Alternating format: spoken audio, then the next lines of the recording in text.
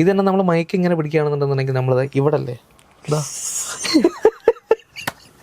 ഇവിടെ എത്ര എഴുതാൻ പറ്റും? അത് ഇവിടെ മാത്രമല്ല, ഇത് ഇവിടെ എഴുതുക ആദ്യം, ഇവിടെ നമ്മൾ എഴുതും, പിന്നെ അത് ഇവിടെ എഴുതും, ഇവിടേക്ക് എഴുതുക, ഈ സൈഡിലൊക്കെ. ഇത് പിന്നെ പാടുന്ന ടൈമിൽ ടെക്നിക്ക് ഉണ്ട്. നമ്മൾ ഇങ്ങനെ പിടിക്കല്ലേ മൈക്ക് ആദ്യം നമുക്ക് കാണാം ഇവിടെ. ഓക്കെ, അത് ഞാൻ പതിയെ കൈ ഇങ്ങനെ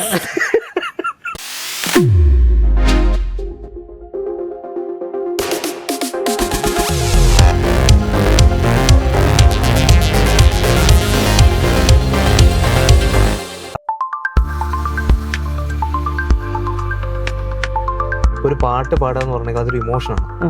ഒരിക്കലും എന്താ പറയുക, നമ്മൾ കുറെ നോട്ട്സ് പെറുക്കി വെച്ച പോലൊരു സംഭവമല്ല.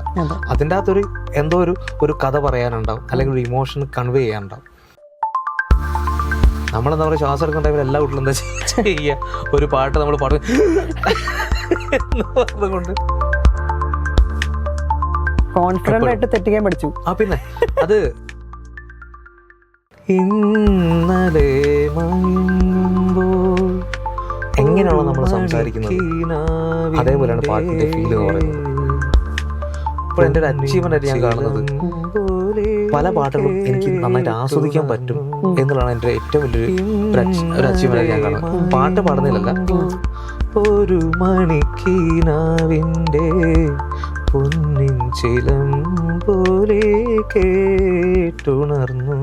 നമസ്കാരം. ഇന്നത്തെ നമ്മുടെ guest playback singer Vaishakh C മാധവനാണ്. വോക്കൽ ട്രെയിനറും കൂടിയായ അദ്ദേഹത്തെ നമുക്ക് ടോക്ക് ഫ്രെയിമിലേക്ക് സ്വാഗതം ചെയ്യാം. നമസ്കാരം. എന്തൊക്കെയുണ്ട് വിശേഷങ്ങൾ? എങ്ങനെ പോകുന്നു ടോപ്പ് സിംഗറിലെ ഗ്രൂമിങ് നന്നായിട്ട് പോകുന്നു. ഇതിപ്പം 6ാമത്തെ സീസണായി. തിരക്കാണ്. നല്ല രീതിയിൽ അങ്ങനെ പോകുന്നു. ഭയങ്കര സന്തോഷം. ഇത്രയും കാലമായിട്ട് ഒരു 8 വർഷമായെന്ന് തോന്നുന്നു. 2018 സ്റ്റാർട്ട് ചെയ്യുന്നത്.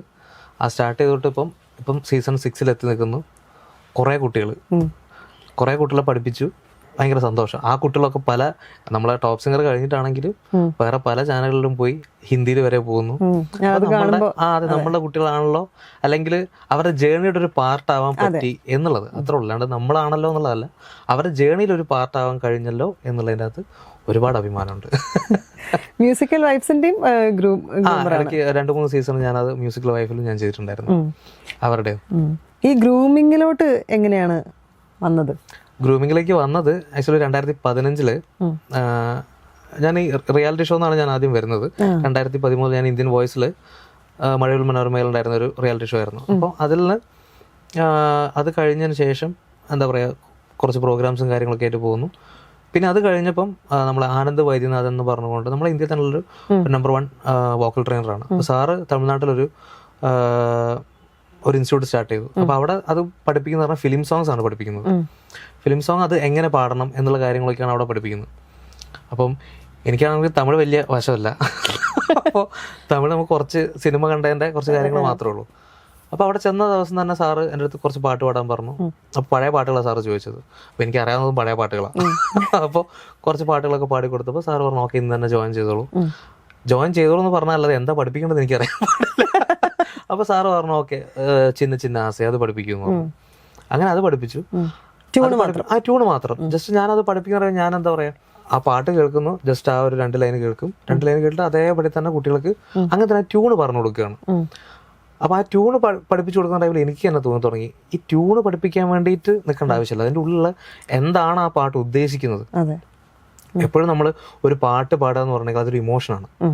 ഒരിക്കലും എന്താ പറയുക, നമ്മൾ കുറെ നോട്ട്സ് പെറുക്കി വെച്ച പോലുള്ളൊരു സംഭവമല്ല. അതിൻ്റെ അകത്തൊരു എന്തോ ഒരു കഥ പറയാനുണ്ടാവും, അല്ലെങ്കിൽ ഒരു ഇമോഷൻ കൺവേ ചെയ്യാനുണ്ടാവും. അപ്പം അതെന്താണ് ആ പാട്ടിൻ്റെ അകത്ത് ഒളിഞ്ഞിരിക്കുന്നത് എന്നുള്ളത് കണ്ടുപിടിക്കാൻ നമ്മൾ ശ്രമിക്കേണ്ടത്. അപ്പം പിന്നെ ഞാൻ എങ്ങനെയാണ് പാടുന്നത് എന്നുള്ളത് ഞാൻ തന്നെ എന്താ പറയുക സ്വയമായിട്ട് ഒന്ന് നോക്കി തുടങ്ങി. അപ്പോഴാണ് പല കാര്യങ്ങളും നമുക്ക് എന്താ പറയുക, ഇപ്പം ഒരു കുട്ടി പാടുന്ന ടൈമിൽ ഇപ്പം നെയ്സൽ ടോൺ കൂടുതൽ വരികയാണെങ്കിൽ അതെന്തുകൊണ്ടായിരിക്കും. അപ്പോൾ ഇതുപോലുള്ള കാര്യങ്ങളൊക്കെ നമ്മൾ സ്വയം എന്താ പറയുക, അല്ലെങ്കിൽ നമ്മളിപ്പം പാടുന്ന ടൈമിൽ നമുക്ക് ശ്വാസം ക്രമീകരിക്കുന്നത്, ബ്രത്ത് എങ്ങനെ, അതിനൊരു താളമുണ്ട്. ഇതുപോലുള്ള കാര്യങ്ങളൊക്കെ ഞാൻ തന്നെ ഓക്കെ ഇങ്ങനെയാണ് നമ്മൾ പാടുന്നത്. ഓക്കെ, പിന്നെ ഫീല് പാടുന്നത് നമ്മൾ എന്താ ചെയ്യുന്നത്, നമ്മളൊരു പാട്ട് കിട്ടിയിട്ടുണ്ടെങ്കിൽ ആ പാട്ടിൻ്റെ അകത്ത് നമ്മൾ വോയിസിൽ നമ്മൾ എങ്ങനെ ഡിസൈൻ ചെയ്യണം എന്നുള്ളത് നമ്മൾ ആദ്യം തീരുമാനിച്ചു വെക്കണം.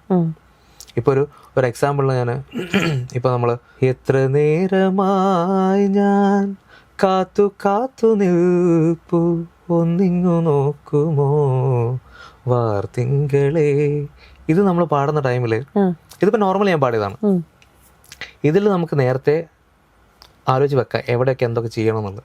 ഇപ്പം എത്ര നേരമായി, എത്ര നേരമായി ഞാൻ കാത്തു കാത്തു നിൽപ്പു അത് ഒന്നിങ്ങു പാടിയ. അതായത് ആ ലിറിക്കിന്റെ മീനിങ് എന്താണെന്ന് അറിഞ്ഞുകൊണ്ട് അതിന് കൊടുക്കുക എന്ന് പറയില്ലേ. നമ്മളിപ്പോ ഇതിന്റെ ഒരു എക്സാമ്പിൾ എന്ന് പറഞ്ഞിട്ടുണ്ടെങ്കിൽ, നമ്മൾ സത്യം പറഞ്ഞാൽ ഈ ദക്ഷിണാമൂർത്തി സ്വാമിയുടെ ഒരു ഇന്റർവ്യൂ ഞാൻ കണ്ടിട്ടുണ്ട്. അതിനകത്ത് സ്വാമി പറയുന്നുണ്ട്, എങ്ങനെയാണോ നമ്മൾ സംസാരിക്കുന്നത് അതേപോലെയാണ് പാട്ടിന്റെ ഫീൽ എന്ന് പറയുന്നത്. ഈ എത്ര നേരമായുള്ള പാട്ടിന്റെ അകത്ത് തന്നെ ഇപ്പം എത്ര നേരമായി ഞാൻ കാത്തു കാത്തു നിൽപ്പു എന്ന് കാത്തു നിൽക്കുകയാണ് അല്ലെ. ആ കാത്തിരിപ്പിന്റെ ഒരു രണ്ടാമത്തെ കാത്ത് പാടുമ്പോഴത്തേക്കും ആ ഒരു സാധനം വരണം. അത് ഫസ്റ്റിലേക്ക് കൊടുക്കരുത് ഒരിക്കലും. ഇപ്പൊ കാത്തു കാത്ത് എന്ന് പറയുമ്പോൾ മൊത്തത്തിൽ അങ്ങ് ഒരു ഫീൽ അങ്ങ് പോകും. ഫസ്റ്റ് കാത്ത് പാടുന്നുണ്ടെങ്കിൽ നമ്മൾ എപ്പോഴും പറയാം കാത്തു കാത്തു നിൽപ്പു ഒന്നിങ്ങു നോക്കുമോ വാർ. ഈ ഒന്നിങ്ങു എന്നൊക്കെ പറയുന്ന അത് ഒന്നിങ്ങു നോക്കുമോ എന്ന് തീർന്നത് ഭയങ്കര വ്യത്യാസം. പക്ഷെ അത് ആ ഒന്നിങ്ങു നോക്കുമോ വാർത്തിങ്കളേ പിണങ്ങരുതേ. ഈ അരുതേ പറയുന്നതിൻ്റെ അകത്തുണ്ട് അതുപോലെ. ഇപ്പൊ പിണങ്ങരുതേ അരുതേ അരുതേ, ആ ലാസ്റ്റ് അരുതേക്ക് അത്രയും ഫീൽ ഉണ്ട് അതിൻ്റെ അകത്ത്. അത് മനസ്സിലാക്കി പാടണം. അതില്ലെങ്കിൽ ആ പാട്ടുകൊണ്ട് അർത്ഥമില്ല. നമ്മൾ പിണങ്ങരുതേ അരുതേ അരുതേ, എന്ത് പിണങ്ങരുത് എപ്പോ പിണങ്ങിയെന്ന് വെച്ചാൽ അതന്നെ ആ സ്പോട്ടിലോടും. അപ്പം ആ ഓരോ ടൈമിൽ ദാസറാവ് പാടുന്ന ടൈമിൽ പല മോഡൽസിലാണ് പാടുന്നത്. ഇത് ഒക്കെ ഒരു ഇമോഷനാണ്. അത് നമ്മളുടെ ഉള്ളിൽ ആ ഇമോഷൻ ഉണ്ടെങ്കിലേ നമുക്ക് ഈ രീതിയിൽ നമുക്ക് ഡിസൈൻ ചെയ്ത് കൊണ്ടുപോകാൻ പറ്റും. അത് അപ്പോൾ അത് നമ്മൾ എന്താ പറയുക, ഞാൻ പലപ്പോഴും പാടുന്നത് ഞാൻ നോക്കും എങ്ങനെയാണ് അത് പാടുന്നത്, ഏത് രീതിയിൽ പാടണം. ഇത് നോക്കി നോക്കി നോക്കി നമ്മൾ ഈ കുട്ടികൾക്ക് ഇതുപോലെ പറഞ്ഞു കൊടുക്കാൻ തുടങ്ങി. അപ്പോൾ നമുക്കും എന്താ പറയുക, ഓക്കെ നമ്മൾ വേറെന്തോ സംഭവങ്ങൾ ചെയ്യുന്നുണ്ടെന്നുള്ള സംഭവം നമുക്കും തോന്നി തുടങ്ങി. കാരണം ട്യൂണ് മാത്രമല്ല, ട്യൂണിൻ്റെ ഉള്ളിലുള്ള പല കാര്യങ്ങളും നമ്മൾ അവർക്ക് പറഞ്ഞു കൊടുക്കുന്നുണ്ട്. കാരണം ഓരോ പാട്ടും ഡിഫറെൻ്റ് ആണ്. അതിന് ഏതൊരു പാട്ട് എടുത്തിട്ടുണ്ടെങ്കിലും അതിനൊരു കളർ ഉണ്ടാവും. ആ കളർ ആദ്യം മനസ്സിലാക്കുക എന്ന് പറയുന്നതാണ് ഏറ്റവും വലിയ കാര്യം. ചിലപ്പോൾ സംഗതി സ്ലിപ്പാകുണ്ടാവും, ആയിക്കോട്ടെ കുഴപ്പമില്ല, അതൊക്കെ മനുഷ്യനാണ്, ഇല്ലാണ്ട് നമ്മൾ കമ്പ്യൂട്ടർ ഒന്നുമല്ല. അപ്പോൾ മനുഷ്യന്മാരാകുമ്പോൾ അതൊക്കെ സംഭവിക്കും, സ്വാഭാവികമാണ്. അപ്പോൾ ആ എന്താണ് നമ്മൾ ഉദ്ദേശിക്കുന്നത് അത് കൊടുക്കുക എന്നുള്ളതാണ് ഏറ്റവും. കാരണം ഇതിപ്പോൾ നമ്മളിപ്പോൾ സ്റ്റുഡിയോയിൽ പോവുകയാണെങ്കിൽ നമുക്ക് ഈസി ആയിട്ട് പാടാൻ പറ്റും ഇന്നത്തെ കാലത്ത്. അപ്പം ഇത് നമ്മൾ പാടുന്ന ടൈമിൽ നമുക്ക് ആ ഒരു ഫീൽ കൊടുക്കാൻ നമുക്ക് വേറെ മെഷീനൊന്നും പറ്റില്ല. അത് നമ്മൾ തന്നെ പാടണം. ആ സാധനം കൊടുക്കുക എന്നുള്ളതാണ് ഒരു പാട്ടിൻ്റെ. അത് സിംഗർ എപ്പോഴും ഒരു പാട്ടിനെ ലിഫ്റ്റ് ചെയ്യാന്ന് പറയില്ലേ, നമുക്കൊരു ട്യൂണ് കിട്ടിയിട്ടുണ്ടെങ്കിൽ ആ പാട്ടിനെ ലിഫ്റ്റ് ചെയ്യാൻ പറ്റുന്ന ആളായിരിക്കണം ഒരു സിംഗർ എപ്പോഴും. ലിറിക്സിന് എനിക്ക് വളരെ ഇമ്പോർട്ടൻ്റ് ആണ്. ലിറിക്സ് ഇമ്പോർട്ടൻ്റ് ആണ്. ലിറിക്സ് ആക്ച്വലി നമ്മൾ അതിൻ്റെ അർത്ഥങ്ങൾ മനസ്സിലാക്കിക്കൊണ്ട് നമ്മൾ എന്ത് ചെയ്യണം. ചിലപ്പം വയലാർ, അതേപോലെ തന്നെ നമ്മളെ ഇപ്പം പി ഭാസ്കരൻ മാഷ്, ഇവരൊക്കെ വരുന്ന ടൈമിൽ വയലാർ സാറിനൊക്കെ ചിലതൊന്നും നമുക്ക് മനസ്സിലാവട്ടോ, നമുക്ക് മനസ്സിലാവില്ല കേട്ടോ, അത് വേറെ കാര്യം. അതിനകത്ത് നമുക്ക് എനിക്ക് തന്നെ അറിയാൻ പാടില്ല ചിലതൊക്കെ എന്തൊക്കെ അർത്ഥം എന്നുള്ളത്. പക്ഷെ ഭാസ്കരൻ മാഷിനെ പിന്നെയും കുറച്ചുകൂടി ഈസിയാണ് നമുക്ക് പലതും. കാരണം സിമ്പിളായിട്ട് നമുക്ക് പറഞ്ഞു തരുന്ന ടൈമിൽ അതിപ്പം എന്താ പറയുക, ഇപ്പോൾ ഒരു എക്സാമ്പിളിന് നമ്മളെ താമസമെന്തേ വരുവാൻ പ്രാണസഖി എൻ്റെ മുന്നിൽ, താമസമെന്തേ അണയാൻ പ്രേമമായി എൻ്റെ കണ്ണിൽ, താമസമെന്തേ. ആ താമസം എന്തേന്നൊക്കെ ചോദിക്കുന്ന ടൈമിൽ ആ ഒരു ചോദ്യമാണത്. ആ രീതിയിൽ സിമ്പിളായിട്ട് വരുന്ന ടൈമിൽ നമുക്ക് മനസ്സിലാവും ഓക്കെ ഇതാണ്. അല്ലെങ്കിൽ ഇപ്പം ഇന്നലെ മയങ്ങുമ്പോൾ ഒരു മണിക്കിനാവിൻ്റെ പൊന്നിൻ ചിലമ്പോലെ കേട്ടുണർന്നു. ഇതൊക്കെ പാടുന്നത് നമുക്ക് തന്നെ മനസ്സിലാവും ഓക്കെ ആ ലിറിക്കിന് എങ്ങനെ കൊടുക്കണം. അല്ലെങ്കിൽ ഇപ്പം ഭാസ്കര മാഷ മാത്രമല്ല, ഇപ്പോൾ ഒരു പൊൻവേൽ മണിക്കച്ചയഴിഞ്ഞു വീണു സ്വർണ്ണ പീതാംബരമുലഞ്ഞു വീണു ഇത് പാടുന്ന ടൈമിൽ ഇതിൻ്റെ അകത്തും ഉണ്ട് കേട്ടോ, ട്യൂണിൻ്റെ അകത്ത് പല കാര്യങ്ങളും ഈ പൊൻവയിൽ മണിക്കച്ച അഴിഞ്ഞു വീണെന്ന് പറയുന്നതല്ലേ, ഈ അഴിഞ്ഞു എന്ന് പാടുന്ന ടൈമിൽ ദാസാറ് ഈ പറഞ്ഞ പോലെ അഴിയുന്ന പോലെ പാടിയുണ്ട്. ശ്രദ്ധിച്ചിട്ടുണ്ടോ അത് എപ്പോഴെങ്കിലും? ഈ പാട്ട് കേട്ടിട്ടില്ലേ? ഇതിൻ്റെ അകത്ത് ആ സീനിൽ എനിക്ക് തോന്നുന്നു നസീറും ജയഭാരതിയോ അവരാരോ അഭിനയിക്കുന്നു തോന്നുന്നു. അപ്പൊ അതിൻ്റെ അകത്ത് പറയുന്നൊരു സാധനമുണ്ട്, ഈ പൊൻവേൽ മണിക്കച്ചയഴിഞ്ഞു, ഫസ്റ്റ് അത്രേ പാടുന്നുള്ളൂ. പിന്നെ പാടുന്ന ടൈമിൽ പൊൻവേൽ മണിക്കച്ചയഴിഞ്ഞു അഴിഞ്ഞു, അതൊരു എന്താ പറയാ, നമ്മൾ ഒരു കെട്ടിങ്ങനെ അഴിച്ചെടുക്കുന്ന പോലുള്ള ആ ഒരു രീതിയിൽ പാടിയിട്ടുണ്ട്. അതൊക്കെ ഈ ലിറിക്കിൻ്റെതാണത്. അകലേ എന്ന് പറയുമ്പോൾ അങ്ങ് അകലെയാണത്. അത് ലിറിക്കിനും ഈ ഫീലിനകത്ത് ഭയങ്കര ഇമ്പോർട്ടൻസ് ഉണ്ട്. അത് മനസ്സിലാക്കി പാടുക എന്നുള്ളൊരു സംഭവമാണ്. ദേവരാജ മാസ്റ്ററിന്റെ എനിക്ക് തോന്നുന്നു അതുപോലൊക്കെ തന്നെ കഥ പറയണ പോലെയാണ്. ആ കഥ പറയുന്ന പോലെ പെരിയാറ് അതുകൊണ്ട് ഇതൊക്കെ ഉണ്ടല്ലോ. ഞാൻ എപ്പോഴും മനസ്സിലാക്കുന്ന ഒരു കാര്യം, ഈ പാട്ടുകളെ തിരിച്ചറിയാൻ പറ്റുക, അല്ലെങ്കിൽ നമുക്കുണ്ടാകുന്ന തിരിച്ചറിവ് എന്ന് പറയില്ലേ, അത് ഞാൻ എപ്പോഴും എൻ്റെ ഒരു അച്ചീവ്മെന്റ് ആയിട്ട് ഞാൻ കാണുന്നത്. പല പാട്ടുകളും എനിക്ക് നന്നായിട്ട് ആസ്വദിക്കാൻ പറ്റും എന്നുള്ളതാണ് എൻ്റെ ഏറ്റവും വലിയൊരു ഒരു അച്ചീവ്മെന്റ് ആയിട്ട് ഞാൻ കാണുന്നത്. പാട്ട് പാടുന്നതിലല്ല, പക്ഷെ അതിനുള്ള എന്തെങ്കിലുമൊക്കെ സംഭവങ്ങൾ ഉണ്ടെങ്കിൽ അത് ഭയങ്കരമായിട്ട് ആസ്വദിക്കാൻ എനിക്ക് കഴിയാറുണ്ടല്ലോ. എപ്പോഴും നമ്മൾ എത്രത്തോളം നിങ്ങൾ ആസ്വദിക്കുന്നോ അത്രത്തോളം നിങ്ങൾക്ക് പാടാൻ പറ്റും. ഒരു പാട്ട് എത്ര പ്രാവശ്യം കേൾക്കും? അപ്പോൾ അങ്ങനെ പല വട്ടം കേൾക്കും. ഞാനിപ്പോൾ ഈ താമസമെന്തേ വരുമെന്ന് ഞാൻ പറഞ്ഞില്ലേ, ഇതെനിക്ക് തോന്നുന്നു എൻ്റെ ചെറുപ്പം തൊട്ട് ഞാൻ കേൾക്കുന്നതാണ് ഈ പാട്ട്. എൻ്റെ അച്ഛൻ ഭയങ്കരമായിട്ട് എന്താ പറയുക, പഴയ പാട്ടുകളുടെ ആളാണ്. അപ്പോൾ അച്ഛൻ പണ്ടോട്ടെ ഞാൻ പാടി കേട്ടിട്ടുള്ളതാണ് താമസമെന്തേ. അച്ഛൻ പാടി കരയുന്ന ഞാൻ കേട്ടിട്ടുണ്ട്. അങ്ങനെ എന്താ പറയാ, അത് ഫീൽ ചെയ്ത് പാട്ടെന്ന് പറയില്ലേ, ഭയങ്കര ഇമോഷണലി അച്ഛൻ. അപ്പം ഞാനപ്പോൾ ചെറുപ്പത്തിലൊക്കെ ഞാൻ കരുതിയിട്ടുണ്ട്, അച്ഛനൊന്നും ഇങ്ങനെ ഒരുമാതിരി എന്താ പറയാ കൊച്ചുകുട്ടികളെ പോലെ ഈ പാട്ടൊക്കെ പാടി ഇങ്ങനെ കരയുക. ആ കാണുമ്പോൾ എനിക്കൊരു ഭയങ്കര കുറവാണ്. കാരണം ബാക്കിയുള്ള ആൾക്കാരൊക്കെ ഇരിക്കുന്ന ടൈമിലായിരിക്കും അച്ഛൻ ചിലപ്പോൾ പാട്ട് ഇങ്ങനെ പാടി ഇങ്ങനെ കണ്ണൊക്കെ തുടച്ച് ഇങ്ങനെ ഇരിക്കുന്ന ടൈമിൽ ഞാൻ ഇരിക്കേ കുറവ് തന്നെ, നമുക്ക് ഇരിക്കാൻ നമുക്ക് നാണക്കേട് വരുന്ന പോലെ. അതുകൊണ്ടാണത് സത്യം. അത് ആ ടൈമിൽ എനിക്ക് മനസ്സിലായില്ല. ഞാൻ കരയാൻ തുടങ്ങിയപ്പോഴാണ് എനിക്ക് മനസ്സിലായത് അച്ഛനായിരുന്നു സത്യം എന്നുള്ളത്. കാരണം ഞാനത് എനിക്കും ഇതുപോലെ തന്നെയാണ്. എനിക്ക് ആ ഒരു പാട്ട് ചിലപ്പം എപ്പോഴും കേൾക്കുമ്പോൾ എന്നുള്ളതല്ല, ചില ടൈമിൽ ചില പാട്ടുകൾ കേൾക്കുന്ന ടൈമിൽ ചില മൂഡിൽ നമുക്ക് എന്താ പറയുക, നമ്മൾ അറിയാതെ അതിന്റെ പല സംഭവങ്ങൾ നമ്മൾ ആലോചിക്കുന്ന ടൈമിൽ നമ്മൾ എന്താ പറയുക, ശരിക്കും പറഞ്ഞാൽ കിളി പാറുക എന്ന് പറയുന്ന സംഭവങ്ങളൊക്കെ എനിക്ക് ഓർമ്മയുണ്ട്. ഞാൻ ടോപ്പ് സിംഗറിനകത്തൊക്കെ ഇരിക്കുന്ന ടൈമിൽ തന്നെ ഒരുപാട് തവണ ഞാൻ കരഞ്ഞിട്ടുണ്ട്. പിന്നെ ഇപ്പൊ നമ്മളെ സ്വർണ്ണമുഖി എന്നുള്ള പാട്ടൊക്കെ അതിനകത്ത് ഒരു പ്രാവശ്യം എനിക്ക് തീർച്ചയായും കാണാൻ തോന്നുന്നു. നമ്മളിപ്പം സ്റ്റാർ സിംഗറിലെ തീർത്ത ഉണ്ടല്ലോ, അവള് സ്വർണ്ണമുഖിയിലെ പാടുന്ന ടൈമിലാന്ന് തോന്നുന്നു. ഈ സ്വർണ്ണമുഖിൽ ഇങ്ങനെ നമ്മൾ ആ ടൈമിൽ ഇങ്ങനെ കേട്ടിരിക്കുകയാണല്ലോ ചെയ്യുക. അപ്പൊ ജാനകിയമ്മ മാത്രമാണ് നമ്മളെ കാതില്, വേറൊരാളുമില്ല ആ ടൈമിൽ. അതിന്റെ ഒരു വേറൊരു ഇംപ്രവൈസേഷൻ വരുന്നുണ്ട്. അതായത് സ്വർണ്ണമുഖിയിലെ സ്വപ്നം കാണാറുണ്ടോ നീ ഭയങ്കര ആ രീതിയിൽ ലോകത്തൊരാകും പാടാൻ പറ്റില്ല. ആ രീതിയിൽ അപ്പുറത്തേക്ക് എന്താ പറയാ, എൻ്റെ കയ്യിൽ നിന്ന് പോയി നമ്മൾ പറയില്ലേ, പിന്നെ എനിക്ക് സംസാരിക്കാൻ പറ്റില്ല, സൈലന്റ് ആവും ഞാൻ. ആ രീതിയിൽ അത് എന്താ പറയാ, അത് പ്യുവറാണ് ഭയങ്കര. നമുക്കെന്താ പറയാ, അത് ഡ്യൂപ്ലിക്കേറ്റ് ചെയ്യാൻ പറ്റില്ല. നമുക്ക് അതിന് വേറൊരു ഫോട്ടോ കോപ്പി എടുക്കാനോ അതിനൊന്നും പറ്റില്ല. നിങ്ങൾക്കത് മനസ്സിലാക്കുക, അത് എൻജോയ് ചെയ്യുക, അത്ര മാത്രമേ ഉള്ളൂ. അപ്പൊ മദ്രാസിൽ പോയപ്പോഴാണ് ഇങ്ങനെ ഒരു നമ്മൾ അവിടെ നിന്നാണ് ഇവിടെ വരെ എത്തിയത്. ആദ്യം സ്വന്തമായി പഠിച്ചു എങ്ങനെയാണ് ഞാൻ പാടുന്നത് എങ്ങനെയാന്നുള്ളത് ഞാൻ തന്നെ കുറച്ച്. പിന്നെ നമ്മൾ ഡിസ്കസ് ചെയ്യും, കുറെ ഫ്രണ്ട്സ് അവിടെ വേറെ ഉണ്ട്. അപ്പൊ നമ്മൾ തന്നെ ഡിസ്കസ് ചെയ്യും എങ്ങനെയാണത്. പലതും നമ്മൾ എന്താ പറയുക അങ്ങോട്ടും ഇങ്ങോട്ടും ഡിസ്കസ് ചെയ്യേണ്ടതാണ് നമ്മൾ തീരുമാനിക്കുന്നത്. അത് കഴിഞ്ഞപ്പോഴാണ് നമ്മളെ ഈ ലിൻചേട്ടല്ലേ, ലിൻചേട്ടനാണ് എന്നെ വിളിച്ചിട്ട് പറയുന്നത്, എടാ നമുക്കൊരു ഫ്ലവേഴ്സ് എന്ന് പറഞ്ഞൊരു പ്രോഗ്രാം ഉണ്ട്, അതിലൊരു പ്രോഗ്രാം. അപ്പം ചാനലൊന്നും എൻ്റെ അടുത്ത് പറഞ്ഞിട്ടില്ല. അപ്പം ഞാൻ വിചാരിച്ചോ ഏതോ ഇൻസ്റ്റിറ്റ്യൂട്ടാണ് അതുപോലെ എന്തോന്നോ രീതിയിൽ എൻ്റെ അടുത്ത് പറഞ്ഞെന്ന് തോന്നുന്നു. അപ്പം ലിൻചേട്ടൻ അറിയാം ഞാനിങ്ങനെ അവിടെ പിന്നെ ട്രെയിൻ ചെയ്യുന്നുണ്ടെന്നുള്ളത് ലിൻചേട്ടൻ അറിയാം. അപ്പോൾ പറഞ്ഞാൽ ഇങ്ങനെ ഒരു പ്രോഗ്രാം ഉണ്ട്, അപ്പോൾ നിനക്ക് 2 ദിവസം വന്നൊന്ന് ട്രെയിൻ ചെയ്യാൻ പറ്റുമെന്ന് വെച്ചു. അപ്പോൾ ഞാൻ പറഞ്ഞാൽ ഓക്കെ വരാം, കുഴപ്പമില്ലെന്ന് പറഞ്ഞു. അങ്ങനെ വരുന്ന ടൈമിലാണ് ഫ്ലവേഴ്സിൻ്റെ ചാനലും ഈ സംഭവം. അപ്പോഴാണ് ഞാൻ ചാനലാണെന്നുള്ളത് ഞാൻ മനസ്സിലാക്കുന്നത്. അങ്ങനെ 2 ദിവസം ഓഡീഷൻ ആയിരുന്നു. ഇവര് ഓഡീഷനിൽ ഒരു 58 ആൾക്കാരെ ഞാൻ എടുത്തു വെച്ചിട്ടുണ്ടായിരുന്നു. അതിൻ്റെ അകത്ത് നമ്മൾ എന്ത് ചെയ്തു, നമ്മൾ കുട്ടികൾക്കൊക്കെ എന്താ പറയുക, എന്നെ സംബന്ധിച്ച് എൻ്റെ ഇത് ആ തമിഴ്നാട്ടിലുള്ള ആ സ്റ്റൈലാണ്. അപ്പൊ ഞാൻ അവിടെ നിന്ന് വന്നിട്ട് എല്ലാ കുട്ടികൾക്കും ട്യൂണ് പറഞ്ഞതല്ല, അപ്പൊ നമ്മള് പരിചയമല്ലോ, ആ ട്യൂണ് വിട്ട് നമ്മളെന്താ പറയാ നമ്മളെ രീതി മനസ്സിലായല്ലോ.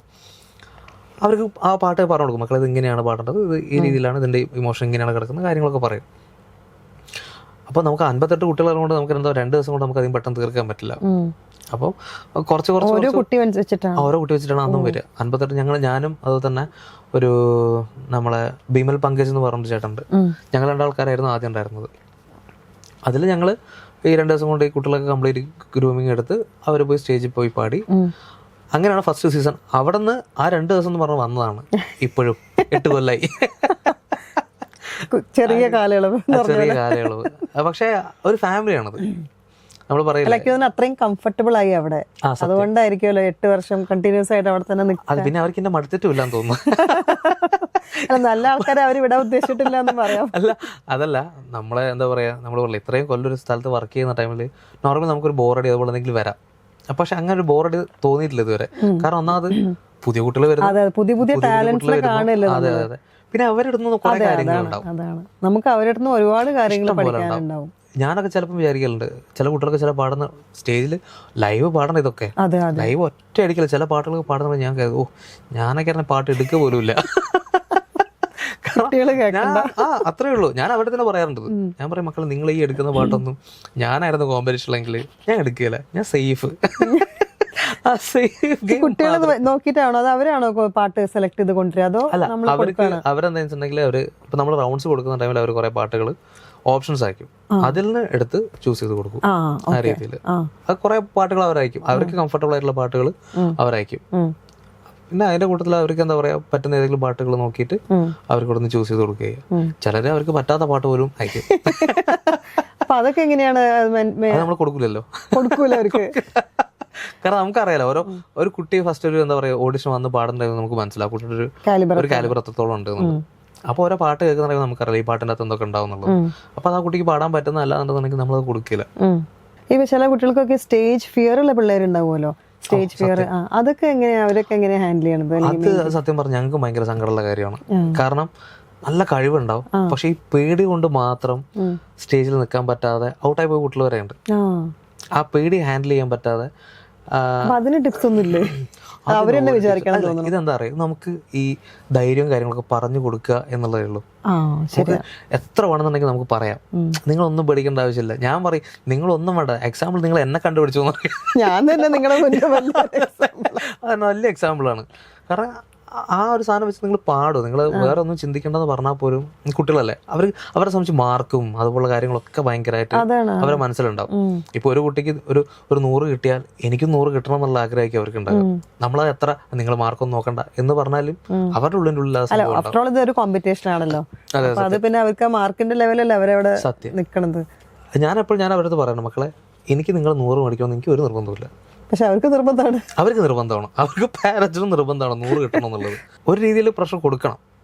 പ്രഷർ കൊടുക്കുക എന്ന് പറഞ്ഞിട്ടുണ്ടെങ്കിൽ അവര് മുമ്പോട്ട് വരാൻ വേണ്ടിയിട്ടുള്ള രീതിയിലുള്ള ചെറിയ രീതിയിലുള്ള പ്രഷർ കൊടുക്കണം. കാരണം കുട്ടികളാകുമ്പോൾ അവരെന്ന് പറയാ ഇതൊക്കെ ഇത് മതി എന്നുള്ള പ്രാക്ടീസ് കുറയുകയും ചെയ്യും. അപ്പൊ പ്രാക്ടീസ് കുറയുന്നുണ്ടെന്നുണ്ടെങ്കിൽ അതിന് ഒരു പുഷ് ചെയ്യും വേണം, അത് പറയാം. പക്ഷെ ഓവറായിട്ട് നമ്മൾ ചെയ്തിട്ടുണ്ടെങ്കിൽ അത് അവർക്ക് ബുദ്ധിമുട്ടായിരിക്കും. ചില കുട്ടികളുണ്ട് ഓവറായിട്ട് പാരന്റ്സ് ഒന്നും പറയാൻ തന്നെ വേണ്ട, അവർ തന്നെ ഇരുന്ന് പാടി തൊണ്ട കളയും. അതൊരു പ്രശ്നമാണ്. പിന്നെ നമ്മൾ എപ്പോഴും നമ്മളെ തൊണ്ടയ്ക്ക് ഒരു ഈക്വൽ, നമ്മളിപ്പോ എത്ര പാടുന്നോ അത്രത്തിന് നമ്മൾ റെസ്റ്റും കൊടുക്കണം. ഇത് റെസ്റ്റ് ഉണ്ടാവില്ല, ഫുൾ ടൈം മോട്ടർ തുറന്നിട്ട് പാടിക്കൊണ്ടിരിക്കുന്ന. അത് വരുന്ന ടൈമിൽ അവരുടെ തൊണ്ടയ്ക്കാണ് പിന്നെ ബുദ്ധിമുട്ട്. ഫിനാലെ സമയത്തൊക്കെ അങ്ങനെ പാടിയിട്ട് മാർക്ക് കുറഞ്ഞ ആൾക്കാരുണ്ട്. കാരണം ഫിനാലേക്ക് ഇവര് ഇരുന്ന് പാടില്ലേ. കാരണം ഫിനാലേക്ക് ഒരു 100 വട്ടം പാടുണ്ടെങ്കിൽ വിന്നർ ചെയ്യാൻ തോന്നുന്നു. കാരണം 100 വട്ടം പാടുന്നല്ല, നിങ്ങൾ അത് എങ്ങനെ പാടുന്നു എന്നുള്ളതാണ് കാര്യം. നിങ്ങൾ 50 വട്ടം പാടിയാലും കുഴപ്പമില്ല, നിങ്ങൾ പാട്ട് എത്ര വട്ടം കേൾക്കാൻ പറ്റും അത്രയും വട്ടം കേൾക്കുക. ആ കേട്ടതിന് ശേഷം നിങ്ങൾ ഒന്ന് പാടി നോക്കുക. ഇത് നമ്മളെന്താ പറയാ, ഈ തൊണ്ട നമ്മൾ എന്തായാലും ഈ ഇത്രയും കാലം പാടുമ്പോഴത്തേക്കും അവരുടെ ഒരു എന്താ പറയാ ഒരു വഴക്കായിട്ടുണ്ടാവും നമ്മളെ വോക്കൽ കോഡ്സ് ഒക്കെ. അപ്പൊ അതുകൊണ്ട് അവർ അത്ര കിടന്നിട്ട് എന്താ പറയാ വോക്കൽ കോഡ് സ്ട്രെയിൻ ആകുന്നവരെ അവർ പ്രാക്ടീസ് ചെയ്യേണ്ട ആവശ്യമില്ല ശരിക്കും. പക്ഷെ അവരെന്ത് ചെയ്യും, ഇത് കണ്ടിന്യൂസ് ആയിട്ട് പാടി പാടി പാടി കുറെ കഴിയുമ്പോഴത്തേക്കും 2 ദിവസം ഗ്രൂമിങ് കഴിഞ്ഞ് വരുന്നത് പിന്നെ സാർ സൗണ്ട് ഇല്ല സാർ എന്താ ചെയ്യാ, പാടിക്കോ. ഇപ്പൊ ഇമോഷൻസിന്റെ പറഞ്ഞല്ലോ, അത് ഈ കുട്ടികൾക്ക് എങ്ങനെയാ അത് കൊടുക്കണത്? കാരണം അവർക്ക് അത് ഇമോഷൻസ് നമ്മൾ വിചാരിക്കുന്ന പോലെ അവർക്ക് അത് കിട്ടണമെന്നില്ലല്ലോ. അത് അവർക്ക് കിട്ടണമെന്നില്ല. കാരണം ഇതിനകത്ത് 2 രീതിയിലുണ്ട്. ചിലപ്പം കുട്ടികൾക്ക് അത് മനസ്സിലാവും, അതായത് അത് ഉള്ളിലുള്ള കുട്ടികൾക്ക് ഇത് മനസ്സിലാക്കാൻ പറ്റും. നമ്മൾ പറയില്ലേ, മനസ്സിലാവുന്നവന് മനസ്സിലാവും, ഇല്ലാത്തവൻ ഏജും ഈ പാട്ട് നമ്മൾ എടുക്കണ പാട്ടൊക്കെ വലിയ പാട്ടുകളായിരിക്കും. ഇത് ഞാൻ എക്സാമ്പിൾ ഞാൻ പറഞ്ഞ, ഇപ്പൊ വൈഷ്ണവി പണിക്കര് 6 വയസ്സുള്ള ടൈമിലാണ് ഞങ്ങളെ കൈ കിട്ടുന്നത്. 6 വയസ്സിൽ പണിക്കര് പാടുന്നെങ്കിൽ അവർക്ക് ഇതൊക്കെ വരും. അവർക്ക് ഇത് വരുന്ന ഫസ്റ്റ് വരുന്ന ടൈമിൽ നമുക്ക് പോലും അറിയില്ലായിരുന്നു. കാരണം അത്ര ഒരു ഇതിൽ വന്നതല്ല. ആ ടൈമിൽ നമ്മൾ കണ്ടോണ്ടിരുന്നത് കൃഷ്ണദിയൊക്കെയായിരുന്നു നമ്മൾ ആദ്യം കണ്ടോണ്ടിരുന്നത്. പിന്നെയാണ് ഇവൾക്ക് പറഞ്ഞു കൊടുക്കുന്ന ടൈമിൽ ഇവക്കത് മനസ്സിലാക്കുന്നത്. അപ്പം അത് അവളുടെ ഉള്ളിലുള്ളതാണ്. ഉള്ളിൽ ഈ സംഭവം ഇല്ലാന്നുണ്ടെന്നുണ്ടെങ്കിൽ നമ്മൾ എന്താ പറയാ, കുറച്ച് പറഞ്ഞു നോക്കാം, നമുക്കത് പറഞ്ഞ് മനസ്സിലാക്കി കൊടുക്കാം. എന്താ പറയാ, നിങ്ങൾ പാടുന്നത് ഇങ്ങനെയാണ്, ഇത് ഫീല് വരുന്ന ടൈമിൽ കുറച്ചുകൂടി ഇങ്ങനെ പാടുന്ന കുറച്ചുകൂടി ഫീല് വരും എന്നുള്ള നമുക്ക് പറഞ്ഞു കൊടുക്കാം. ഇത് രണ്ടും ഫീൽ എന്താണെന്നുള്ള മനസ്സിലായില്ലേ എന്താ ചെയ്യുക? ഇപ്പൊ സിംഗേഴ്സ്, സ്റ്റാർസ്, അഡൽട്സും കിഡ്സും മ്യൂസിക്കൽ വൈഫും ടോപ്പ് സിംഗർ ചെയ്തുകൊണ്ടിരുന്നത്. ഇതിൽ ഏറ്റവും കൂടുതൽ എന്താ പറയാ ഈസി ആയിട്ട് പറ്റണത് ഏത് കാറ്റഗറിയിലുള്ള ആൾക്കാരെയാണ്? മ്യൂസിക്കൽ വൈഫ് ആകുമ്പോൾ അവർ കുറച്ച് പറഞ്ഞാൽ മനസ്സിലാവും. അങ്ങനെ ഒരു കാര്യമുണ്ട്. കാരണം എന്താ പറയാ, ഇപ്പൊ നമ്മളൊരു പാട്ടിനെ കുറിച്ച് പറയുമ്പോൾ അവർ കേൾക്കുന്നതും കുറച്ചുകൂടി മെച്ചോർഡ് ആയതിൻ്റെ ആയിട്ടുള്ള കുറച്ചൊരു കംഫർട്ടബിൾ പെട്ടെന്ന് അവർക്ക് മനസ്സിലാവും. അതുകൊണ്ട് തന്നെ പറഞ്ഞു കൊടുക്കാതെ ഇങ്ങനെയാണ് പെട്ടെന്ന് കഴിയും. അത് അവർക്ക് പറഞ്ഞു കൊടുത്തിട്ടുണ്ടെങ്കിൽ അവർക്ക് പലപ്പോഴും ഈ സംഗതികളും കാര്യങ്ങളൊക്കെ ആയിരിക്കും അവർക്ക് പ്രശ്നം വരിക. പക്ഷെ കുട്ടികളെ സംബന്ധിച്ച് സംഗതി വലിയ പ്രശ്നം ഉണ്ടാവില്ല. ഈ ഫീലിന്റെ ഇമോഷൻസിന് അതാണ് പ്രശ്നം വരെ. ഈ 2 കാര്യങ്ങളേ ഉള്ളൂ. മ്യൂസിക്കൽ വൈഫ്സിലെല്ലാം സിംഗേഴ്സ് തന്നെയാണോ അതോ പക്ക ഹൗസ് വൈഫ്സ് ആയിട്ടുള്ള? ഹൗസ് വൈഫ് ആയിട്ട് ചിലരൊക്കെ സിംഗേഴ്സ് ഉണ്ട്, അല്ലെങ്കിൽ പണ്ട് പാടിക്കൊണ്ടിരുന്ന ആൾക്കാര് ഈ കല്യാണത്തിന് ശേഷം പിന്നെ പാടാതെ അങ്ങനെ തന്നെ നിന്നുപോയ ആൾക്കാരൊക്കെ ഉണ്ടാവല്ലോ. അതുപോലുള്ള ആൾക്കാരൊക്കെയാണ്. പിന്നെ ഭയങ്കരമായിട്ട്, കാരണം അവർക്കൊക്കെ വീണ്ടും എന്താ പറയാ പാടാൻ പറ്റുന്ന ഭയങ്കര സന്തോഷമാണ്. ആ ഒരു രീതിയിൽ നോക്കുമ്പോൾ അവർ ഭയങ്കര ഹാപ്പിയാണ്.